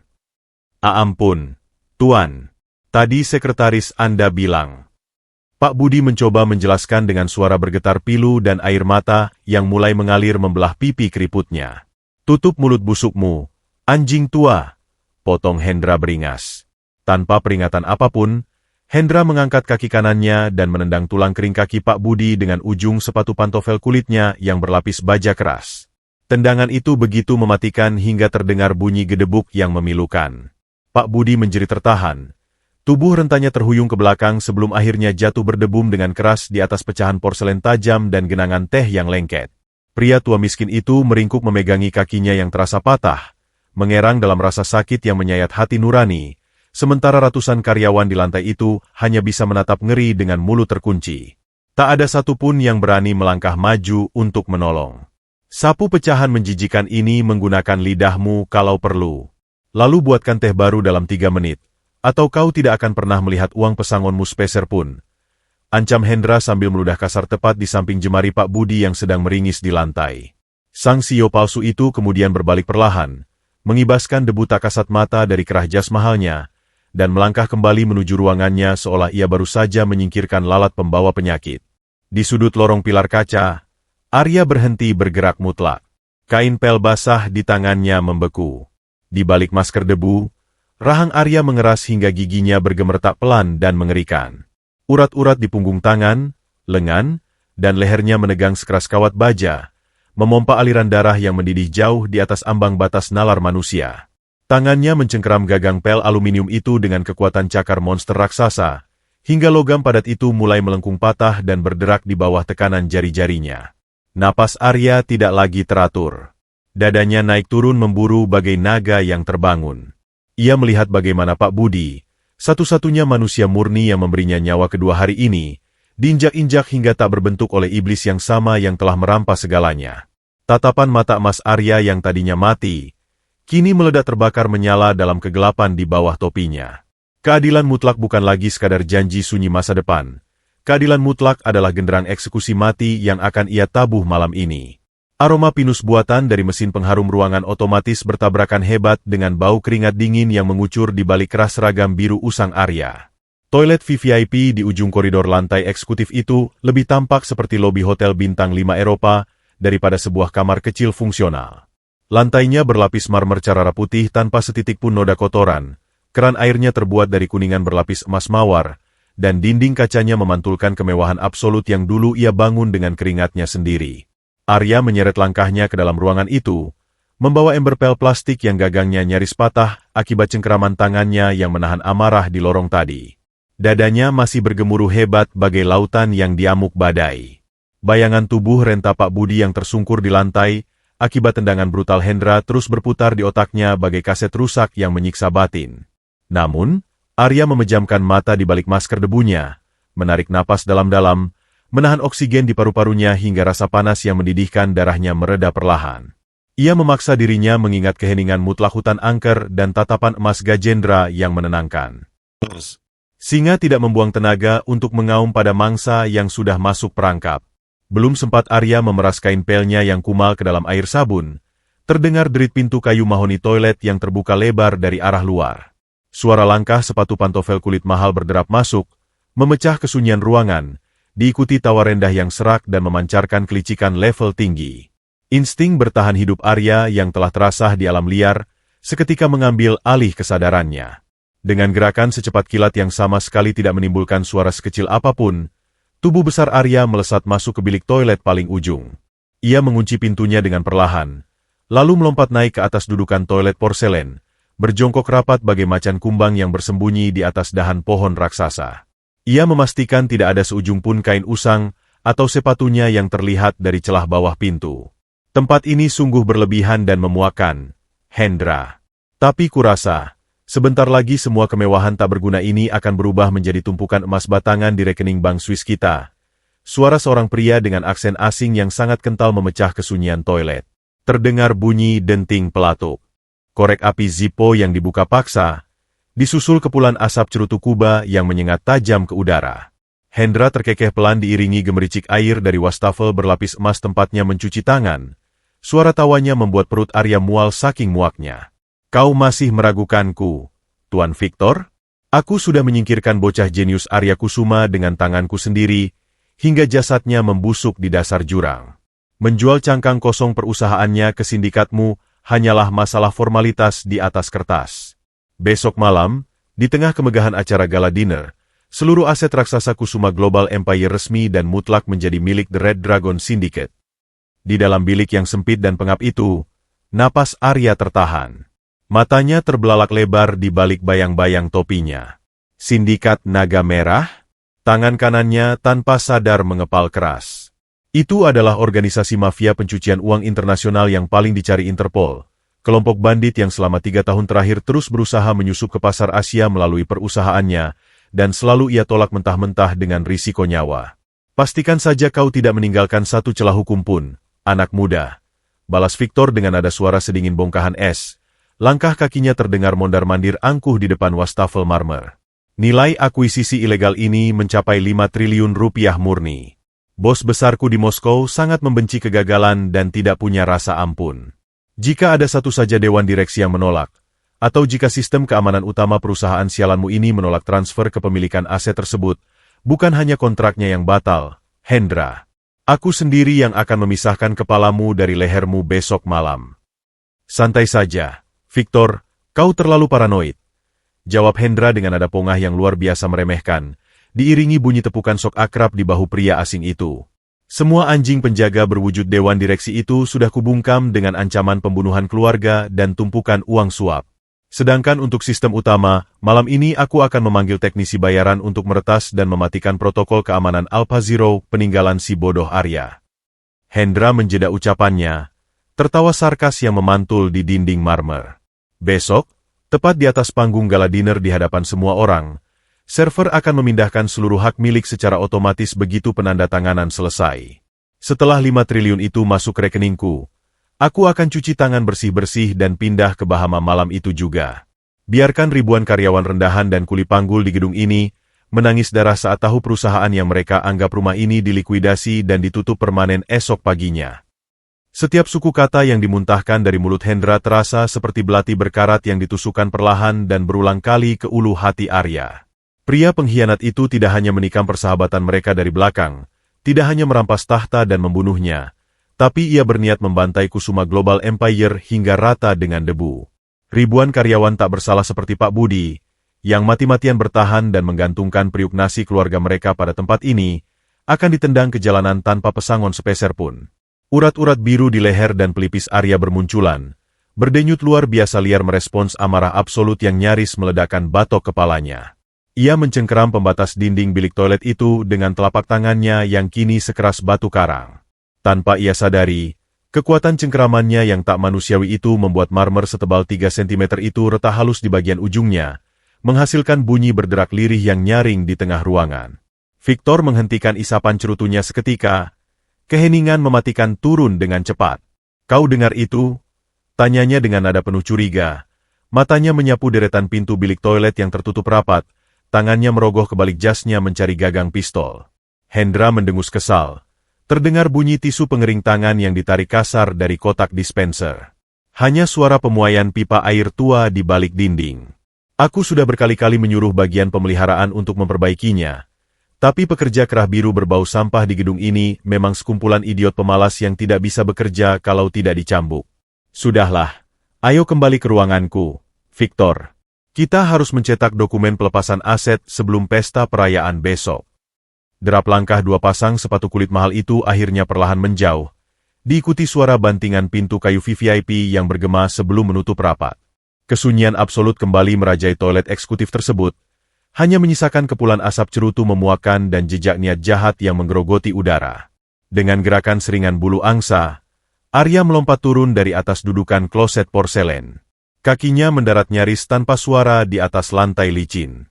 Ia membuka slot pintu bilik dengan sangat perlahan, lalu melangkah ke tengah ruangan, menatap lurus pada pantulan dirinya sendiri di cermin wastafel berbingkai emas raksasa. Wajahnya tersembunyi di balik masker usang dan topi yang lusuh, tapi sepasang mata yang menatap balik dari cermin itu. Mata itu menyala terang dengan intensitas kemarahan murni yang sangat mengerikan. Itu bukan lagi tatapan seorang korban, melainkan tatapan malaikat maut yang siap mencabut nyawa tanpa rasa kasihan. 5 triliun rupiah dan tiket ke Bahama. Bisik Arya sangat parau, suaranya berat dan menggetarkan permukaan cermin di hadapannya. Jari-jarinya yang kasar dipenuhi bekas luka menyentuh pantulan matanya sendiri. "Kau menjual nyawa ribuan pegawaiku demi perutmu sendiri, Hendra. Tapi kau lupa satu hal. Kau pikir teknisi bayaranmu bisa meretas protokol Alpha Zero? Kau tidak tahu bahwa sistem itu bukan dijalankan oleh mesin, tapi diikat dan dikunci dengan nadiku sendiri." Arya menunduk, meraih kembali gagang pel aluminiumnya dengan tenang. Malam ini, di saat seluruh petinggi gedung sedang sibuk menyusun karangan bunga untuk gala dinner, ia harus menyusup ke dalam bunker server utama di lantai bawah tanah tingkat 5, sebuah tempat berkeamanan tingkat militer yang hanya bisa diakses oleh retina dan sidik jarinya. Besok malam, di hadapan ratusan konglomerat rakus, mafia internasional, dan kilatan lampu kamera, Arya bersumpah akan menyuguhkan sebuah pertunjukan ilusi berdarah. Ia akan mengubah gala dinner termegah itu menjadi panggung eksekusi tanpa ampun yang akan menghancurkan kewarasan Hendra Wirawan hingga ke akar-akarnya. Sang legenda telah berada di dalam rumahnya sendiri, bersiap menjemput para pengkhianat menuju neraka. Lantai 50 yang berlapis marmer Italia itu memantulkan kilau lampu kristal bagaikan cermin raksasa, menciptakan fatamorgana kemewahan yang menipu mata. Di tengah keheningan lorong eksekutif yang membeku oleh ketakutan para karyawan, Arya Kusuma menyeret langkahnya yang berat. Sepatunya yang jebol bergesekan dengan lantai, menciptakan bunyi decit pelan yang mengganggu harmoni kemegahan di sekitarnya. Di balik masker debu dan topi baret biru usang yang menutupi separuh wajahnya, napas Arya berhembus teratur. Matanya, yang menyala bagai emas cair dalam kegelapan, awas mengamati setiap letak kamera CCTV dan jadwal patroli satpam. Ia hanya berjarak 50 meter dari lift khusus yang akan membawanya turun ke basement utama, tempat di mana jantung server Alpha Zero berdegup. Namun, takdir seolah sengaja menguji seberapa kuat cangkang kesabaran yang telah ia tempa di hutan angker. Tepat ketika Arya menunduk untuk memeras kain pelnya yang hitam berbau kaporit, pintu kaca ganda ruang rapat terbuka dengan kasar. Hendra Wirawan melangkah keluar, Diikuti oleh 3 manajer penjilat yang berjalan membungkuk di belakangnya layaknya anjing-anjing peliharaan yang patuh. Kalian dengar baik-baik. Suara Hendra yang berat dan dipenuhi arogansi absolut menggema di sepanjang koridor, menghentikan detak jantung setiap karyawan yang mendengarnya. Ia memutar cincin emas tebal di jarinya dengan gaya arogan yang memuakan. Aku ingin seluruh karangan bunga untuk gala dinner besok diimpor langsung dari Belanda. Jika aku melihat ada satu saja mawar lokal murahan yang merusak estetika pestaku, kalian bertiga yang akan kupecat sebelum hidangan pembuka disajikan. Baik, Pak Hendra. Kami jamin semuanya 100% sempurna, sesuai standar VVIP kelas dunia yang Bapak inginkan. Sahut salah satu manajer dengan suara gemetar, keringat dingin membanjiri dahi plontosnya meski pendingin ruangan berada di suhu 19 derajat. Hendra tertawa sinis, sebuah tawa serak yang menyayat telinga. Tangan kanannya dengan angkuh menggenggam sebuah gelas kertas tebal berisi karamel macchiato berukuran besar yang asapnya masih mengepul tebal, menyebarkan aroma kopi manis yang sangat tajam. Namun, tawa pria lalim itu terhenti seketika saat hidungnya menangkap bau aneh yang mengudara di sekitarnya. Aroma lumpur basah, keringat asam, dan getah pohon menusuk penciumannya, mengalahkan wangi parfum jutaan rupiah yang ia kenakan. Matanya yang tajam menyipit, mencari sumber polusi udara tersebut, hingga pandangannya terkunci pada sosok berbaju biru usang yang sedang membelakanginya. Sialan! Bau bangkai apa ini? Rutuk Hendra dengan intonasi tinggi yang membuat para manajernya tersentak mundur. Ia melangkah cepat dengan sepatu pantofelnya yang berbunyi tajam menghantam lantai, langsung menuju ke arah Arya yang berdiri mematung. Heh! Au! Tong sampah berjalan. Siapa yang memberi izin makhluk rendahan sepertimu mengotori lantai eksekutifku? Arya tidak berbalik sepenuhnya. Ia menundukkan kepalanya dalam-dalam, menyembunyikan otot rahangnya yang mulai menegang sekeras baja. Jari-jarinya yang kasar dan penuh guratan luka cambuk alam mencengkeram gagang aluminium alat pel itu kuat-kuat, meredam insting predatornya yang memberontak liar. Maafkan saya, Tuan. Saya hanya bertugas membersihkan lorong. Balas Arya dengan suara yang sengaja dibuat sangat parau, bergetar, dan nyaris berbisik. Bertugas membersihkan? Bentak Hendra beringas. Suaranya mengundang puluhan kepala karyawan menyembul takut-takut dari bilik kerja mereka untuk menyaksikan pertunjukan tiraninya. Keberadaanmu di sini saja sudah merupakan kotoran yang paling menjijikan. Kau membuat ruanganku berbau seperti tempat pembuangan akhir. Menyingkir kau, lintah selokan. Bernapas di dekatku saja kau sudah berutang nyawa. Dengan gerakan brutal, Hendra menendang ember pel plastik milik Arya hingga terguling. Air sabun keruh berwarna kehitaman tumpah membasahi sepatu kulit mahal milik salah satu manajer di belakangnya, membuat pria malang itu memekik panik. Namun, kekejaman Hendra tidak berhenti di situ. Matanya memancarkan kilatan sadis yang lapar akan dominasi. Ia menatap ke arah gelas kopi super panas di tangannya, lalu menatap tubuh bungkuk Arya yang menggigil pura-pura ketakutan. Sebuah seringai iblis perlahan terbentuk di bibir Hendra. UPS. Tanganku tiba-tiba terasa licin, ucap Hendra dengan nada mengejek yang sangat teatrikal. Tanpa ragu sedetik pun, ia memiringkan gelas kertas itu tepat di atas dada Arya. Biur. Cairan mendidih bersuhu 80 derajat Celcius itu mengguyur bahu dan dada Arya. Kopi panas pekat itu dengan cepat meresap menembus jaket biru usang yang tipis, langsung mencium kulit kasarnya yang dipenuhi bekas luka. Arya membelalakan matanya di balik bayangan topi. Rasa panas yang membakar kulit seketika meledakkan sensor nyeri di otaknya. Urat-urat nadi di lehernya menonjol liar. Jantungnya memompa darah dengan kecepatan yang nyaris merobek pembuluh darahnya. Namun, ajaibnya, Arya tidak mengeluarkan satupun suara rintihan.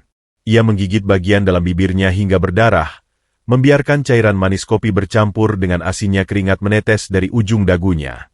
Sabar, Arya. Singa tidak akan meronta hanya karena gigitan serangga. Rapalan batinnya bergema, meredam letusan gunung berapi di dadanya. Para manajer yang berdiri di belakang Hendra hanya bisa menelan ludah.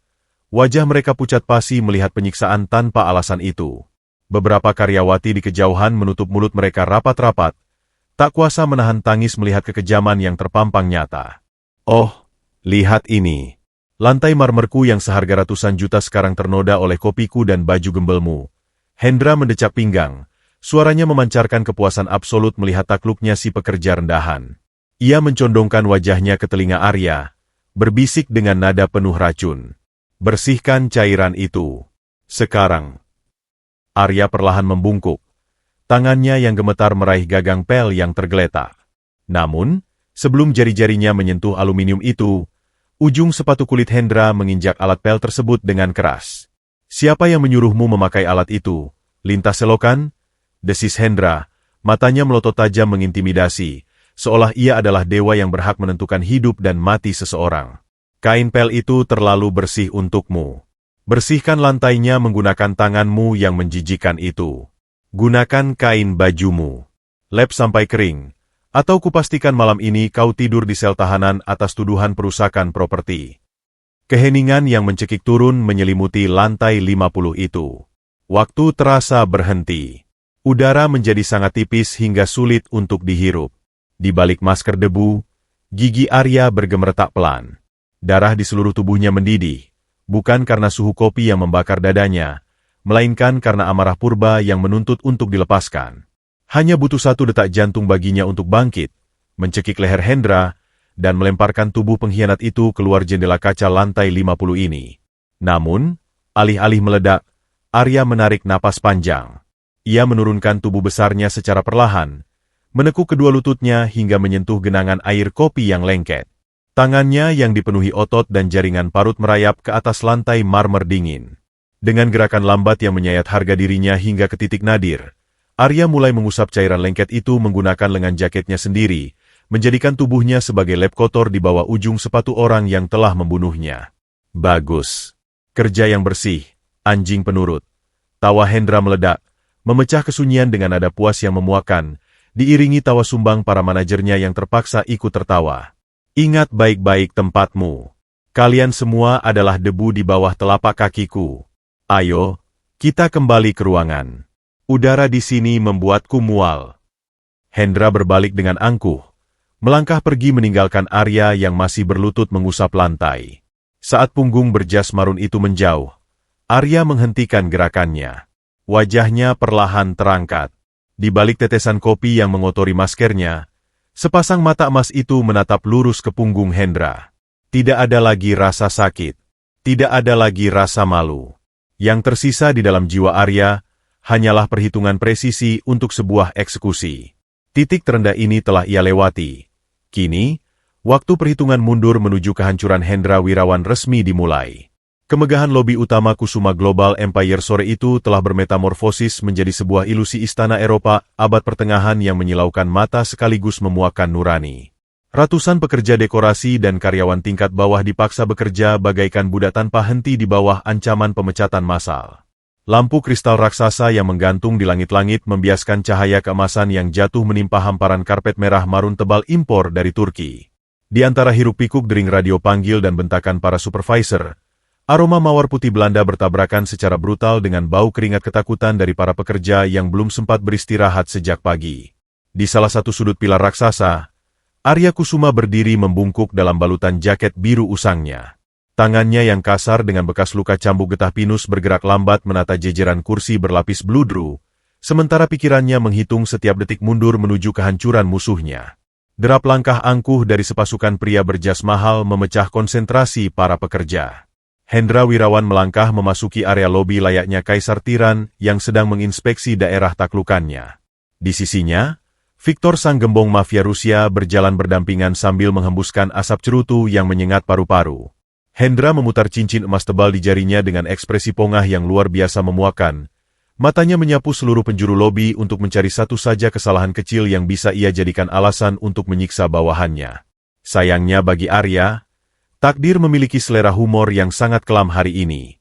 Topi baret lusuh dan masker debu yang Arya kenakan sedikit melorot saat ia mengangkat sebuah meja marmer berat, mengekspos helai-helai rambut gimbalnya yang kotor berlumur debu sisa pelarian dari hutan. Hendra menghentikan langkahnya seketika. Urat di pelipisnya berdenyut kencang saat matanya menangkap siluet menjijikan di sudut ruang pestanya yang sempurna. Ia menudingkan telunjuknya yang dihiasi cincin emas ke arah Arya, membentak dengan lengkingan amarah yang menghentikan napas seluruh orang di ruangan itu. Siapa yang mengizinkan gembel berbau selokan ini masuk ke area pestaku? Apa mata kalian semua sudah buta sampai membiarkan tumpukan sampah hidup ini menodai karpet merahku? bentak Hendra hingga ludahnya memercik ke udara. Mendengar teriakan bos besarnya, komandan Satpam yang berjaga di dekat pintu masuk langsung berlari terbirit-birit. Wajahnya pucat pasi bagai mayat hidup. Keringat dingin sebesar biji jagung mengucur deras di dahinya saat matanya membelalak mengenali sepatu jebol dan postur Arya. Ia menyadari bahwa pekerja pembersih itu adalah pengemis gila yang sama yang ia usir di pelataran gedung beberapa jam yang lalu. Rasa panik kehilangan pekerjaan membuat Satpam itu seketika mencabut tongkat besi dari pinggangnya, meneriakkan makian kasar seraya menerjang maju ke arah Arya. Ternyata kau menyusup masuk. Lintah darat. Sudah kubilang aku akan mematahkan semua tulangmu kalau kau berani menampakkan wajah busukmu lagi di sini. Raung sang Satpam dengan beringas. Tanpa memberikan Arya kesempatan untuk menjelaskan atau menghindar, komandan Satpam itu mendaratkan sebuah tendangan keras tepat di titik luka pada tulang rusuk Arya yang retak. Hantaman itu begitu brutal, hingga terdengar bunyi gedebuk pelan yang mengerikan. Arya terhuyung ke belakang. Tubuh besarnya menghantam pilar marmer sebelum akhirnya jatuh berlutut di atas karpet bludru. Rasa sakit yang luar biasa membakar dadanya bagai disiram timah panas, mengingatkannya pada siksaan di dasar jurang hutan angker. Namun, di balik masker yang menyembunyikan wajahnya, rahang Arya hanya mengeras sekuat baja. Matanya yang menyala keemasan menatap lurus ke arah lantai, tidak memancarkan rasa takut sedikitpun, melainkan ketenangan mutlak dari seekor predator yang sedang menghitung denyut nadi mangsanya. Biarkan mereka menginjakmu hingga dasar terdalam, agar saat kau bangkit, mereka tidak punya ruang untuk lari. Rapalan filosofi sang gajah ajaib berdengung menenangkan badai di dalam kepalanya. Hendra melangkah mendekat, tertawa sinis melihat ketidakberdayaan pria di hadapannya. Ia mendengus jijik, menendang ember air di dekat Arya, hingga isinya tumpah membasahi celana kotor pekerja itu. Dengan nada suara yang memancarkan arogansi absolut, Hendra memberi perintah yang menggetarkan nurani setiap karyawan yang menonton dalam diam. Seret sampah ini ke tengah lobi. Pukuli dia sampai dia merangkak mencium sepatuku dan memohon ampun. Jadikan dia tontonan agar semua parasit di gedung ini tahu apa akibatnya jika berani mengotori udara yang aku hirup. Dua satpam berbadan tegap segera maju, mencengkeram lengan Arya dengan kasar dan menyeretnya ke tengah pelataran yang terang benderang. Arya membiarkan dirinya ditarik layaknya boneka kain yang rusak, menyerap setiap penghinaan yang dilemparkan kepadanya. Ayunan pertama dari tongkat besi satpam itu membelah udara, mengarah tepat ke punggung Arya. Namun, sebelum besi dingin itu sempat meremukan tulang belakang sang CEO yang menyamar, sebuah jeritan pilu memecah keheningan yang mencekik. Dari arah lorong servis, Pak Budi, OB tua bungkuk dengan bahu yang masih cedera akibat insiden pagi tadi, berlari tergopoh-gopoh. Pria renta itu melemparkan tubuhnya yang rapuh ke atas tubuh Arya, menjadikan punggung tuanya sebagai tameng hidup dari hantaman maut tersebut. Bunyi retakan tulang yang memilukan bergema saat tongkat besi itu mendarat telak di tulang belikat Pak Budi, membuat pria tua itu memuntahkan darah segar dari mulutnya. "Hentikan, kumohon hentikan, Tuan Hendra!" Rintih Pak Budi dengan suara parau yang diselimuti tangis keputusasaan, air mata membasahi wajah keriputnya yang kini menempel di lantai. "Dia tidak salah, Tuan. Saya yang meminjamkan seragam ini padanya karena dia kelaparan. Pukul saya saja. Bunuh saya saja. Tapi biarkan anak malang ini pergi." Mata Hendra menyipit tajam, memancarkan aura iblis yang sesungguhnya. Ia meludah tepat di samping wajah Pak Budi yang sedang mengerang kesakitan. Tanpa secercah pun rasa kemanusiaan, Hendra menarik keras seragam biru Pak Budi, mengangkat separuh tubuh pria tua itu dengan kasar. "Oh, jadi kau pelindung para gembel sekarang, tua bangka? Pahlawan kesiangan yang bahkan tak mampu menebus obat untuk istrinya yang hampir mati." Ejek Hendra dengan suara melengking penuh kemenangan kotor. Dengan satu dorongan brutal, ia membanting tubuh Pak Budi kembali ke lantai hingga kepala pria tua itu membentur sudut meja marmer.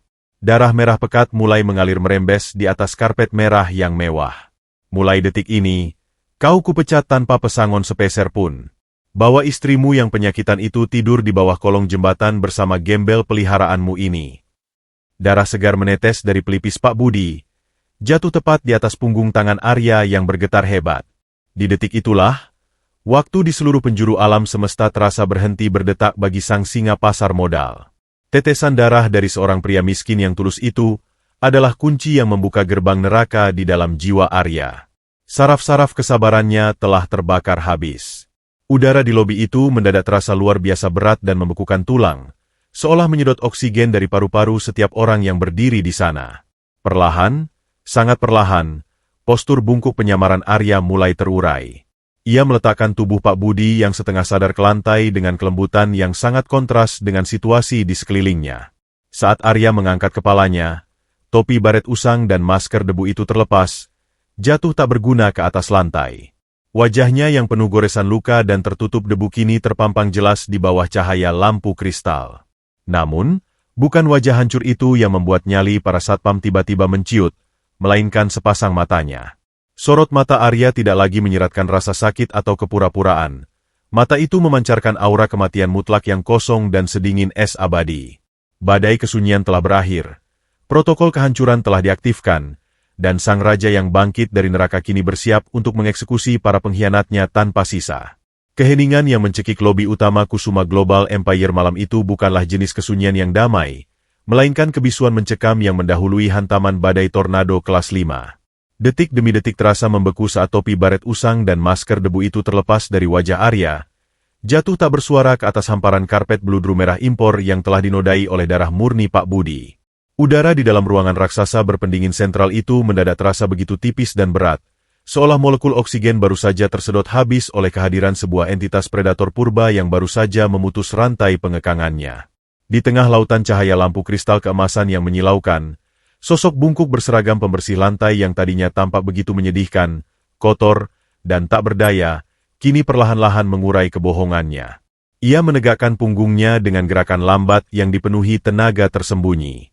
Suara gemerta halus dari persendian tulangnya terdengar samar, menghancurkan postur rapuh yang selama ini menjadi cangkang penyamarannya. Pria yang berdiri di titik epicentrum lobi itu, kini menjulang tinggi bagai tebing karang hitam yang menolak runtuh meski dihantam tsunami. Rambut gimbalnya yang berlumuran debu, serpihan daun mati, dan lumpur mengering membingkai wajah yang dipenuhi goresan luka cambuk alam liar. Namun, hal yang membuat setiap detak jantung di ruangan itu berhenti berdetak adalah sepasang matanya. Mata itu menyala dengan warna keemasan yang menakutkan, merefleksikan kebijaksanaan purba peninggalan Gajendra sang gajah ajaib, memancarkan ketenangan mutlak sekaligus ancaman kematian dari dasar neraka yang paling dingin. Tidak ada lagi gembel jalanan yang gemetar memohon air minum. Yang berdiri di atas genangan darah itu adalah inkarnasi dari keadilan absolut yang tidak mengenal kata ampun. Hendra Wirawan, yang tadinya membusungkan dada dengan dagu terangkat pongah menatap langit-langit, mendadak merasakan hawa dingin yang luar biasa tajam menusuk tulang belakangnya, merambat naik hingga melumpuhkan saraf motoriknya. Senyum arogannya luntur seketika, mengelupas bagai ket murahan yang disiram air raksa, digantikan oleh kedutan. Panik yang tak terkendali di sudut bibirnya. Matanya yang tadinya memancarkan keangkuhan dewa kini terkunci mati pada sorot mata pria gembel di hadapannya. Otak liciknya menolak mempercayai sinyal visual yang dikirimkan oleh retinanya. Mati-matian menolak menerima serpihan memori tentang sepasang mata elang yang sangat ia kenal. Mata sang raja yang seharusnya sudah hancur membusuk menjadi kotoran cacing di dasar jurang hutan angker berbulan-bulan yang lalu. Jantung Hendra berdegup dengan ritme yang menyakitkan rongga dada, memompa darah yang terasa sedingin es. Keringat dingin sebesar biji jagung mulai merembes deras dari pori-pori dahinya, merusak tatanan pomade mahalnya dan menetes jatuh mengenai kerah jas marun seharga ratusan juta yang kini terasa seperti kain kafan yang mencekik lehernya.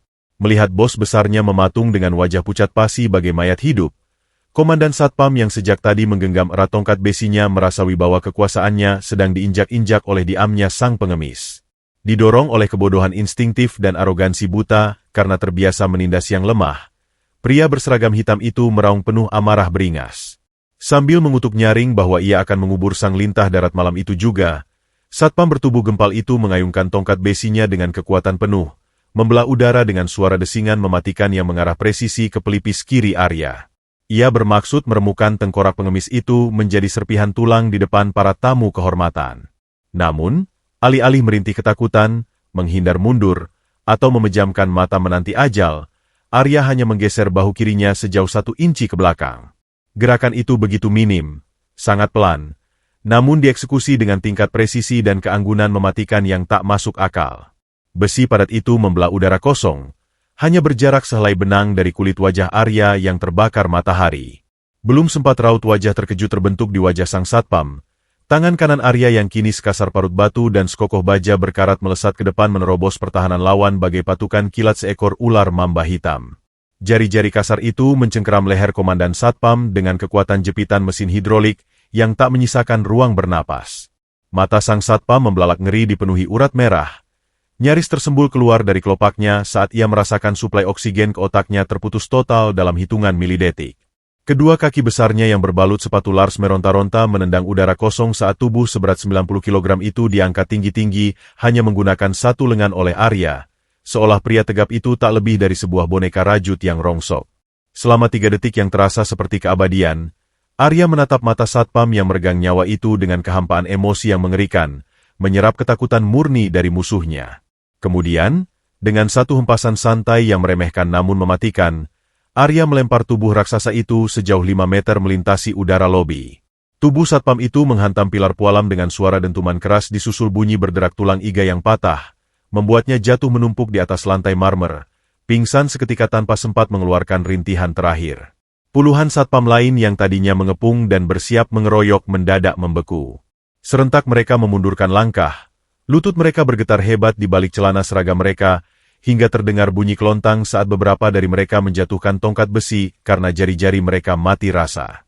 Insting purba mereka menyadari bahwa entitas yang kini berdiri tegak di tengah ruangan dengan darah menetes dari tangannya bukanlah manusia lemah dari kasta bawah, melainkan perwujudan karma absolut alam semesta yang tidak memiliki kapasitas untuk mengampuni.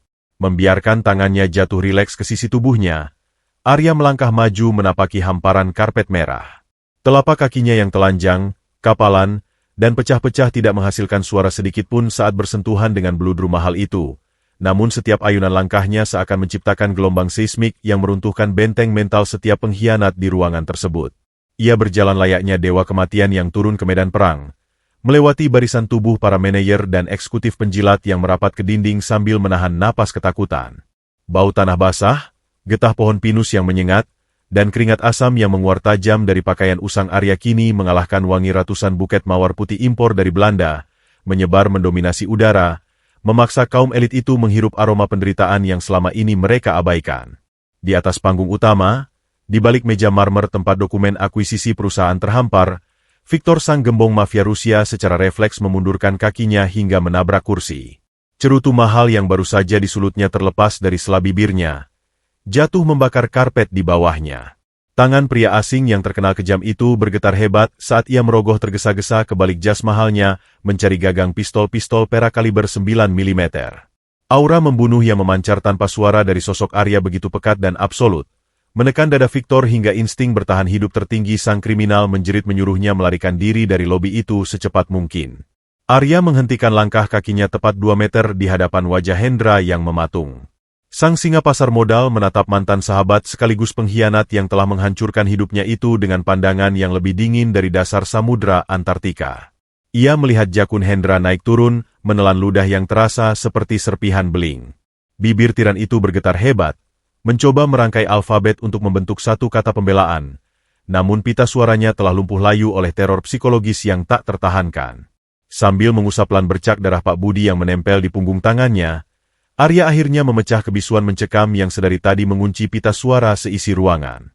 Ia tidak menggunakan nada tinggi, tidak membentak, dan tidak memuntahkan makian kotor.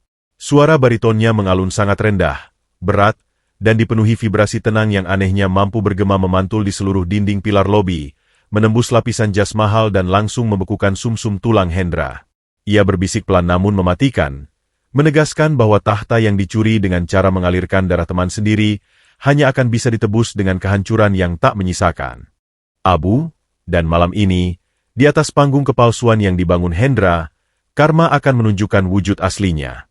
Mendengar intonasi yang begitu familiar dan penuh wibawa mutlak itu, fondasi realitas Hendra akhirnya runtuh tak bersisa. Pria berjas marun yang beberapa menit lalu menobatkan dirinya sebagai Tuhan di gedung itu, kini terhuyung mundur hingga punggungnya menabrak tumpukan layar presentasi LED. Matanya membelalak dipenuhi kengerian murni saat ia melihat pantulan wajahnya sendiri yang pucat dan menyedihkan di dalam sepasang mata emas Arya yang menyala. Di detik yang membekukan darah itu, Hendra menyadari dengan keputusasaan yang absolut bahwa pria berbaju gembel dan berbau busuk di hadapannya ini bukanlah halusinasi dari rasa bersalahnya, melainkan Arya Kusuma, sang legenda hidup Kusuma Global Empire yang baru saja mendobrak pintu neraka untuk menagih utang nyawanya tanpa diskon. Urat-urat kebingungan dan kepanikan menjalar cepat meracuni kewarasan Hendra Wirawan. Di tengah lobi megah yang kini terasa seperti ruang eksekusi berpendingin es, tiran berjas marun itu terus melangkah mundur hingga punggungnya menabrak meja pualam tempat dokumen triliunan rupiah itu terhampar. Otaknya yang licik mati-matian menolak realitas. Ia meyakinkan dirinya sendiri bahwa sosok menjulang berseragam biru lusuh dan berbau tanah kuburan di hadapannya hanyalah kebetulan kosmis. Seorang gembel gila yang kebetulan memiliki sepasang mata elang yang sama dengan mayat yang telah ia buang ke dasar hutan angker. Dengan sisa-sisa arogansi yang kian mengikis, Hendra menunjuk arah Arya menggunakan jari telunjuknya yang bergetar hebat. "Jangan diam saja kalian, anjing-anjing bodoh. Tembak gembel gila ini sekarang juga. Tembak kepalanya sampai hancur." Raung Hendra dengan suara melengking yang memecah keheningan. Matanya melotot liar mencari dukungan dari puluhan satpam yang justru mematung membeku di sudut ruangan. Namun, tidak ada satupun langkah sepatu Lars yang berani maju. Aura kematian yang memancar dari pori-pori kulit Arya telah melumpuhkan naluri membunuh para penjaga keamanan tersebut. Melihat ketidakbecusan itu, Victor, sang gembong mafia Rusia yang sedari tadi menahan murka, kehabisan kesabaran. Insting kriminalnya mencium bahaya fatal yang mengancam nyawanya. Dengan gerakan kasar, Victor mencabut pistol perak kaliber 9 mm dari balik jas mahalnya, mengokang senjata mematikan itu, dan menodongkannya tepat ke arah dada Arya. "Aku tidak peduli apakah kau hantu, pengemis, atau malaikat maut sekalipun. Jika kau berani melangkah 1 inci lagi, aku akan melubangi jantungmu dan menjadikan mayatmu makanan anjing di pelabuhan," ancam Victor dengan aksen Rusia yang sangat kental, jari telunjuknya menegang di atas pelatuk. Pria asing itu lalu menoleh tajam ke arah Hendra. "Dan kau, Hendra, tanda tangani dokumen akuisisi sialan itu sekarang sebelum aku meledakkan kepalamu juga karena telah membuang waktuku." Di bawah ancaman moncong senjata api yang berjarak kurang dari 5 meter, Arya Kusuma tidak berkedip sedikitpun. Ritme napasnya tetap sedatar permukaan danau beku. Ia mengingat kembali hembusan napas Gajendra di tengah hutan, ketenangan absolut sang gajah raksasa saat menghadapi badai. Arya mengabaikan Victor sepenuhnya seolah pria bersenjata itu tak lebih dari sehelai debu yang beterbangan. Dengan langkah pelan, terukur, dan memancarkan wibawa seorang raja yang menapaki karpet merah menuju tahtanya, Arya berjalan menembus ketegangan, mengarah langsung ke podium utama, pusat kendali digital yang terhubung dengan layar LED raksasa dan jaringan server sentral Kusuma Global Empire. Melihat Arya semakin mendekat tanpa rasa takut, Hendra mengerang panik. Tangan tiran itu meraba-raba meja pualam dengan brutal, menyambar pena berlapis emas seharga puluhan juta. Keringat dingin bercucuran deras membasahi kerah kemejanya, menetes menodai kertas kontrak bernilai 5 triliun rupiah yang akan menyerahkan nyawa perusahaannya kepada sindikat mafia. "Cepat, cepat! Aku harus menyelesaikannya sekarang, uang itu harus masuk ke rekeningku malam ini," racau Hendra layaknya orang kehilangan akal sehat. Tangannya bergetar luar biasa hebat hingga ujung pena emas itu menggores kertas dengan liar, gagal membentuk satupun huruf yang terbaca. Tepat ketika ujung pena Hendra menyentuh garis tanda tangan di halaman terakhir, langkah Arya terhenti. Ia berdiri menjulang di depan podium kaca, tepat di bawah sorotan kamera keamanan siber tingkat militer yang terpasang di langit-langit. Arya mengangkat wajahnya perlahan, membiarkan cahaya lampu menyorot penuh guratan luka dan kotoran di wajahnya. Ia menarik napas panjang, mengisi paru-parunya dengan udara dingin, lalu membuka mulutnya. Bukan rintihan, bukan makian, dan bukan bahasa manusia biasa yang keluar dari bibirnya. "Kusuma Alpha Zero. Otorisasi absolut. Override Komando. Lockdown protokol eksekusi." Suara bariton Arya menggelegar memenuhi penjuru lobi yang luas itu. Intonasinya tidak meledak-ledak, melainkan sangat dalam, jernih, dan beresonansi di frekuensi yang sanggup menggetarkan pilar-pilar marmer dan kaca jendela. Keheningan kembali menyergap selama 2 detik yang terasa seperti melintasi abad. Victor memicingkan mata, bersiap menarik pelatuknya. Hendra tertawa sumbang, mengira pengemis itu sedang merapal mantra gila yang tak ada gunanya. Namun, pada detik ketiga, fondasi kemewahan gedung pencakar langit itu bergetar hebat. Alunan musik klasik yang sedari tadi mengalun lembut di lobi mati seketika. Sistem pencahayaan utama yang memancarkan warna keemasan hangat meredup total, digantikan oleh kedipan lampu darurat berwarna merah darah yang menyala serentak di setiap lantai, mengubah istana elegan itu menjadi pemandangan dari dasar neraka. Dari speaker pengeras suara yang tersembunyi di seluruh penjuru gedung, terdengar suara mekanis artifisial wanita yang sangat jernih dan tak terbantahkan. Pencocokan frekuensi suara terkonfirmasi. Pemindaian biometrik retina jarak jauh terkonfirmasi. Selamat datang kembali, Tuan Arya Kusuma. Akses penuh dipulihkan. Protokol Alpha Zero diaktifkan. Mengunci seluruh akses keluar masuk. Memblokir seluruh transaksi finansial eksternal. Bersamaan dengan pengumuman itu, rentetan suara logam berdentang keras saling bersahutan. Lempengan pintu baja titanium setebal 10 cm turun dengan kecepatan tinggi dari langit-langit, menutup paksa seluruh pintu kaca utama, jendela lobi, dan akses lift. Bunyi braak, braak, braak, bergema mengerikan, menyegel rapat gedung raksasa itu dan mengubahnya menjadi sangkar kedap udara yang tak bisa ditembus oleh siapapun. Ratusan tamu VIP, eksekutif, dan mafia di dalam sana kini resmi menjadi tawanan sang raja yang baru saja bangkit dari kematian. Puncak dari kehancuran ilusi Hendra terjadi detik itu juga. Layar LED raksasa di belakang podium, yang tadinya menampilkan logo baru hasil desain Hendra, tiba-tiba mengalami glitch hebat. Piksel-pikselnya pecah, layar berubah menjadi hitam kelam sejenak, sebelum akhirnya menyala kembali menyuguhkan sebuah gambar beresolusi super tinggi yang membuat seluruh manusia di ruangan itu menjerit tertahan. Di layar selebar 20 meter itu, terpampang jelas foto Arya Kusuma dalam setelan jas CEO mewahnya yang gagah dan berwibawa. Tepat di atas wajahnya, huruf-huruf balok merah menyala berkedip menakutkan. Status, CEO aktif. Transaksi dibatalkan. Kendali mutlak diambil alih. Bunyi pelatuk pistol yang dilepaskan terdengar nyaring. Victor menurunkan senjatanya dengan tangan gemetar. Wajah kriminal kejam itu memucat pasi kehilangan darah.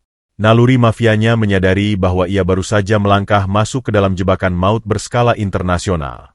Ia menoleh perlahan ke arah Hendra dengan tatapan membunuh murni. Kau menipuku, Hendra? Kau menjanjikan perusahaan kosong, tapi kau justru memancingku ke dalam kandang singa yang masih hidup dan sangat lapar.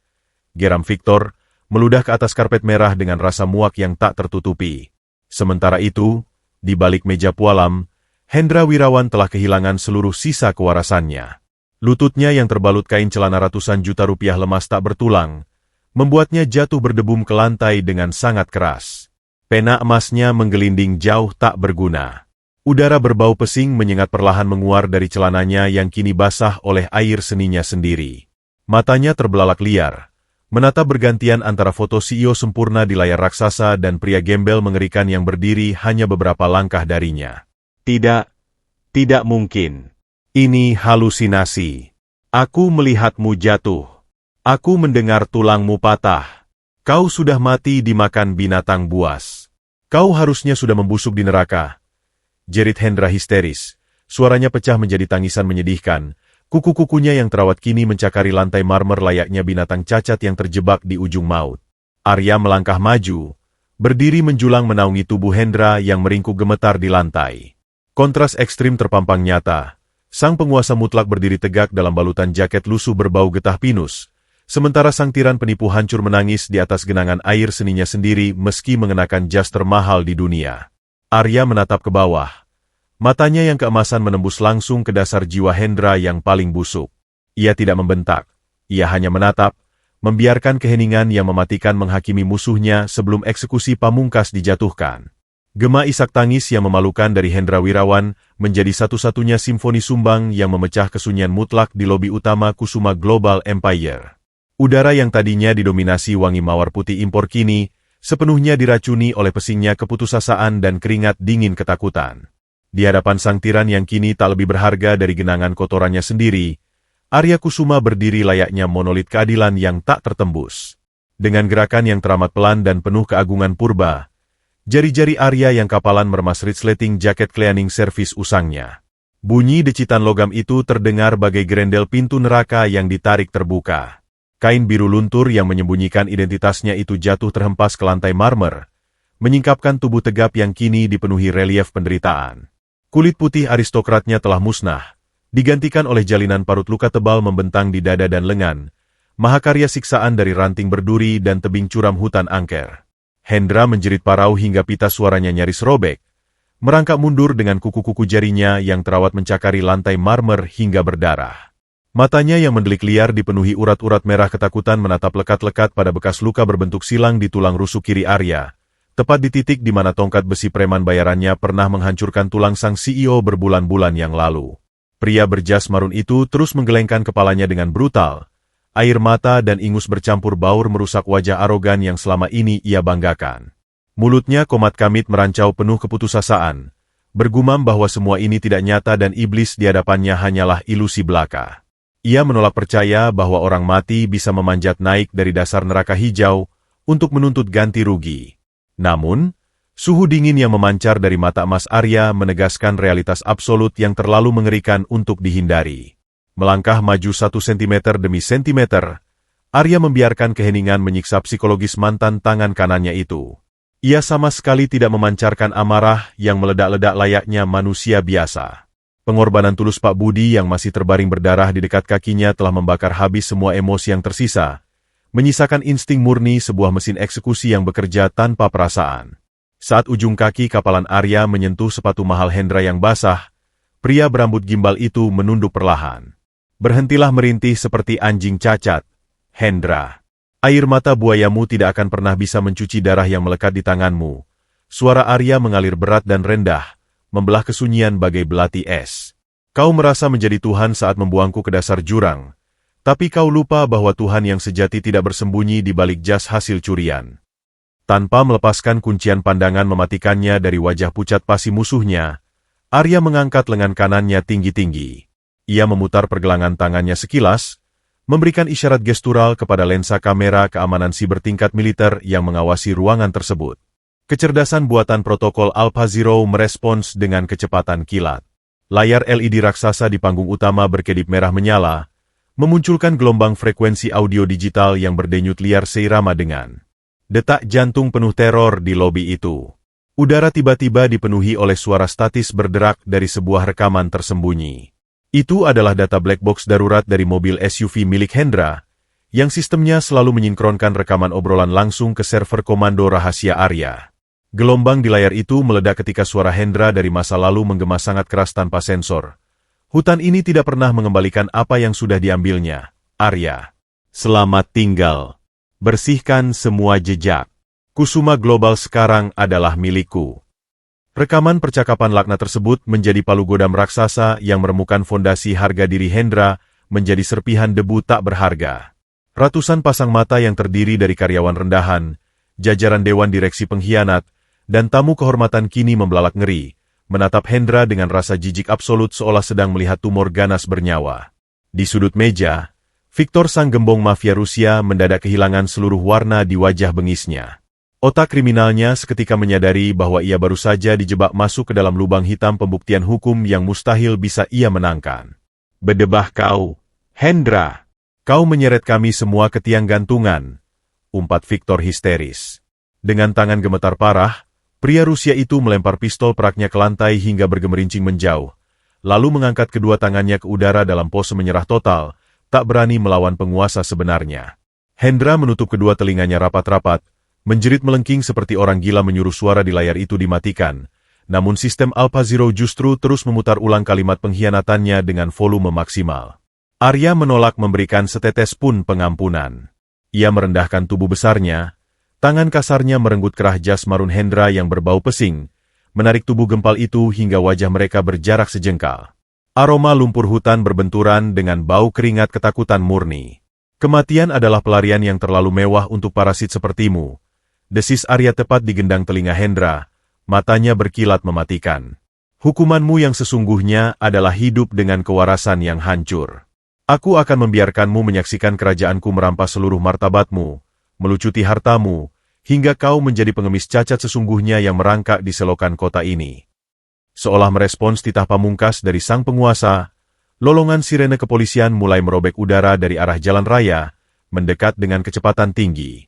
Beberapa karyawan yang tersadar dari keterkejutan segera berlari menghampiri Pak Budi, membalut luka di kepala pria tua tulus itu dengan kain bersih penuh rasa hormat. Protokol keamanan yang diaktifkan Arya telah membuka kembali gerbang baja pelataran gedung sambil secara otomatis mengirimkan koordinat jebakan beserta arsip kejahatan lengkap ke markas Interpol. Cahaya rotator biru dan merah berkedap-kedip menembus dinding kaca, menyapu wajah Hendra yang kini kosong melompong ditinggalkan nyawanya sendiri. Tiran itu hanya bisa tertawa sumbang yang bercampur isak tangis memilukan. Tubuhnya terkulai lemas di atas genangan air seninya. Di puncak panggung kehancuran sang musuh, Arya berdiri tegak sempurna. Sorot mata emasnya perlahan meredup kembali menjadi warna aslinya, menyisakan siluet seorang legenda yang berhasil mengambil alih tahtanya lewat badai keadilan mutlak tanpa perlu mengotori telapak tangannya dengan pembunuhan kotor. 6 bulan setelah malam penyingkapan yang menghancurkan tatanan hierarki kota metropolis itu, Jakarta diguyur hujan badai yang sedingin es. Di sudut sebuah gang kumuh yang tak tersentuh cahaya lampu jalan, berdekatan dengan tempat pembuangan akhir sampah yang menggunung, aroma busuk limbah organik berbaur dengan pesingnya genangan air got yang menghitam. Di tengah neraka duniawi itulah, sesosok bayangan meringkuk gemetar di bawah atap seng berkarat yang bocor. Pria itu adalah Hendra Wirawan.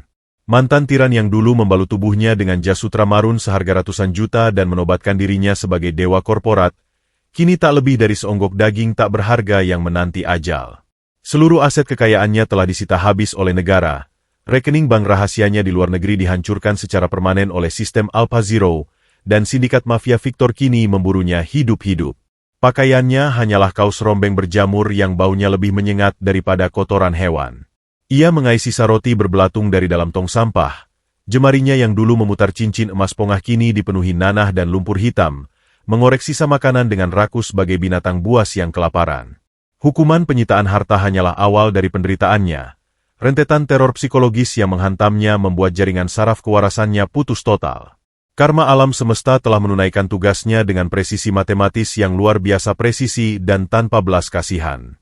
Pria arogan yang dulu sangat gemar merendahkan orang lain dengan sebutan lintas selokan, itu kini benar-benar harus meminum air selokan kotor dari genangan aspal demi membasahi kerongkongannya yang mengering di bawah derai hujan asam.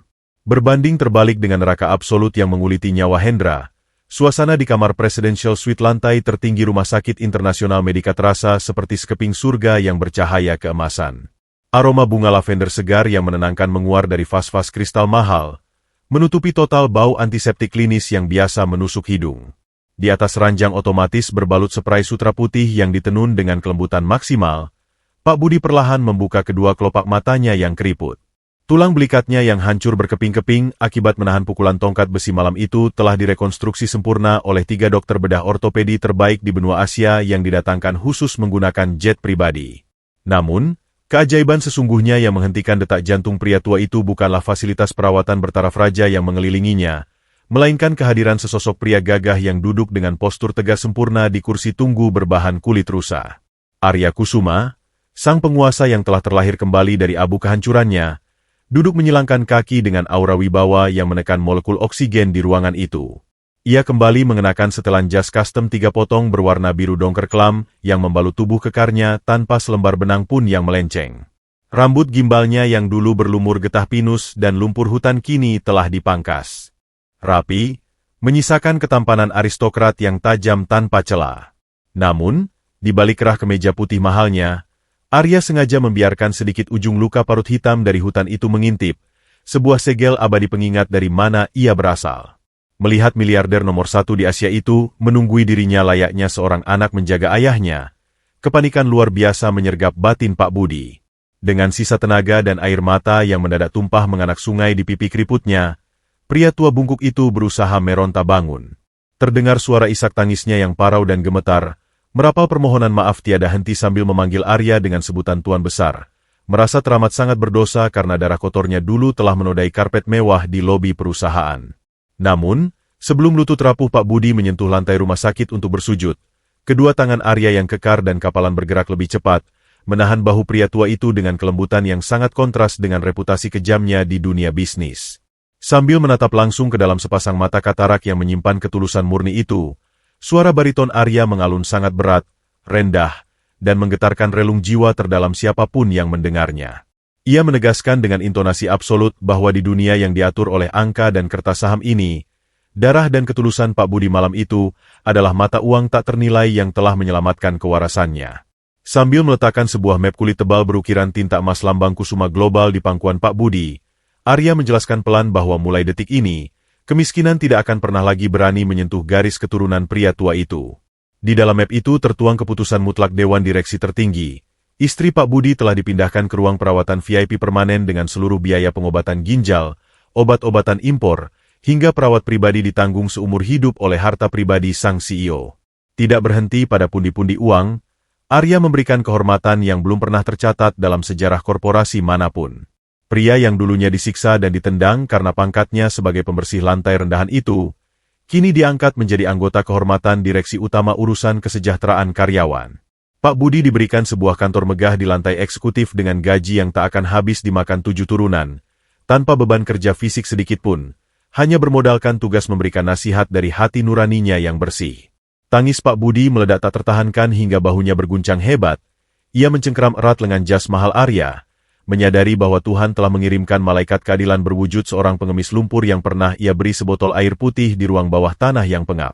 1 bulan berlalu sejak tangisan bahagia di ruang rawat inap itu. Di puncak gedung pencakar langit Kusuma Global Empire, cahaya senja kemerahan menerobos masuk membelah dinding kaca ruang kerja CEO utama. Ruangan raksasa yang dulunya penuh dengan perabotan norak lambang keserakahan Hendra kini telah dirombak total menjadi sebuah ruang hening yang sangat minimalis namun memancarkan kekuatan absolut. Di dinding utama yang berhadapan langsung dengan meja kayu jati solid, tergantung sebuah mahakarya lukisan cat minyak berukuran raksasa yang menyita seluruh perhatian. Lukisan itu menampilkan siluet epik seekor gajah raksasa bergading tunggal yang sedang berdiri tak bergeming menembus badai hujan lebat di dalam gulita hutan angker. Itulah Gajendra, sang penjaga alam purba, entitas spiritual yang telah membalut luka fisik dan merakit ulang jiwa Arya di dasar jurang kematian. Berdiri diam membelakangi dinding kaca yang menampakkan kemegahan kota Jakarta, Arya Kusuma menyalakan sebatang dupa cendana murni. Asap putih tipis beraroma mistis dan menenangkan itu meliuk-liuk di udara, mengisi keheningan dengan kedamaian tingkat tinggi. Sang singa pasar modal memasukkan kedua tangannya ke saku celana. Matanya yang setajam elang menatap lurus ke dalam bola mata keemasan sang gajah di dalam kanvas tersebut. Detak jantung di dalam rongga dadanya berirama sangat lambat, tenang, dan teratur bagai detak pendulum jam raksasa. Ia kini menyadari sepenuhnya pesan yang dibisikkan oleh alam semesta di tengah hutan berdarah waktu itu. Kebesaran sejati sama sekali bukanlah tentang seberapa lantang kau bisa mengaum untuk menakuti mereka yang lemah, melainkan tentang seberapa dalam kau sanggup menahan diri, menyembunyikan cakar kematianmu di saat kau memiliki kekuatan penuh untuk menghancurkan segalanya. Sang penguasa mutlak telah kembali ke atas tahtanya, namun kali ini, ia tidak memerintah menggunakan pedang kebencian, melainkan dengan ketenangan absolut dari hukum alam, di mana yang terkuat akan melindungi yang terendah, dan siapapun yang berani berkhianat, akan dibiarkan membusuk menjadi debu di dalam kesunyian nerakanya sendiri.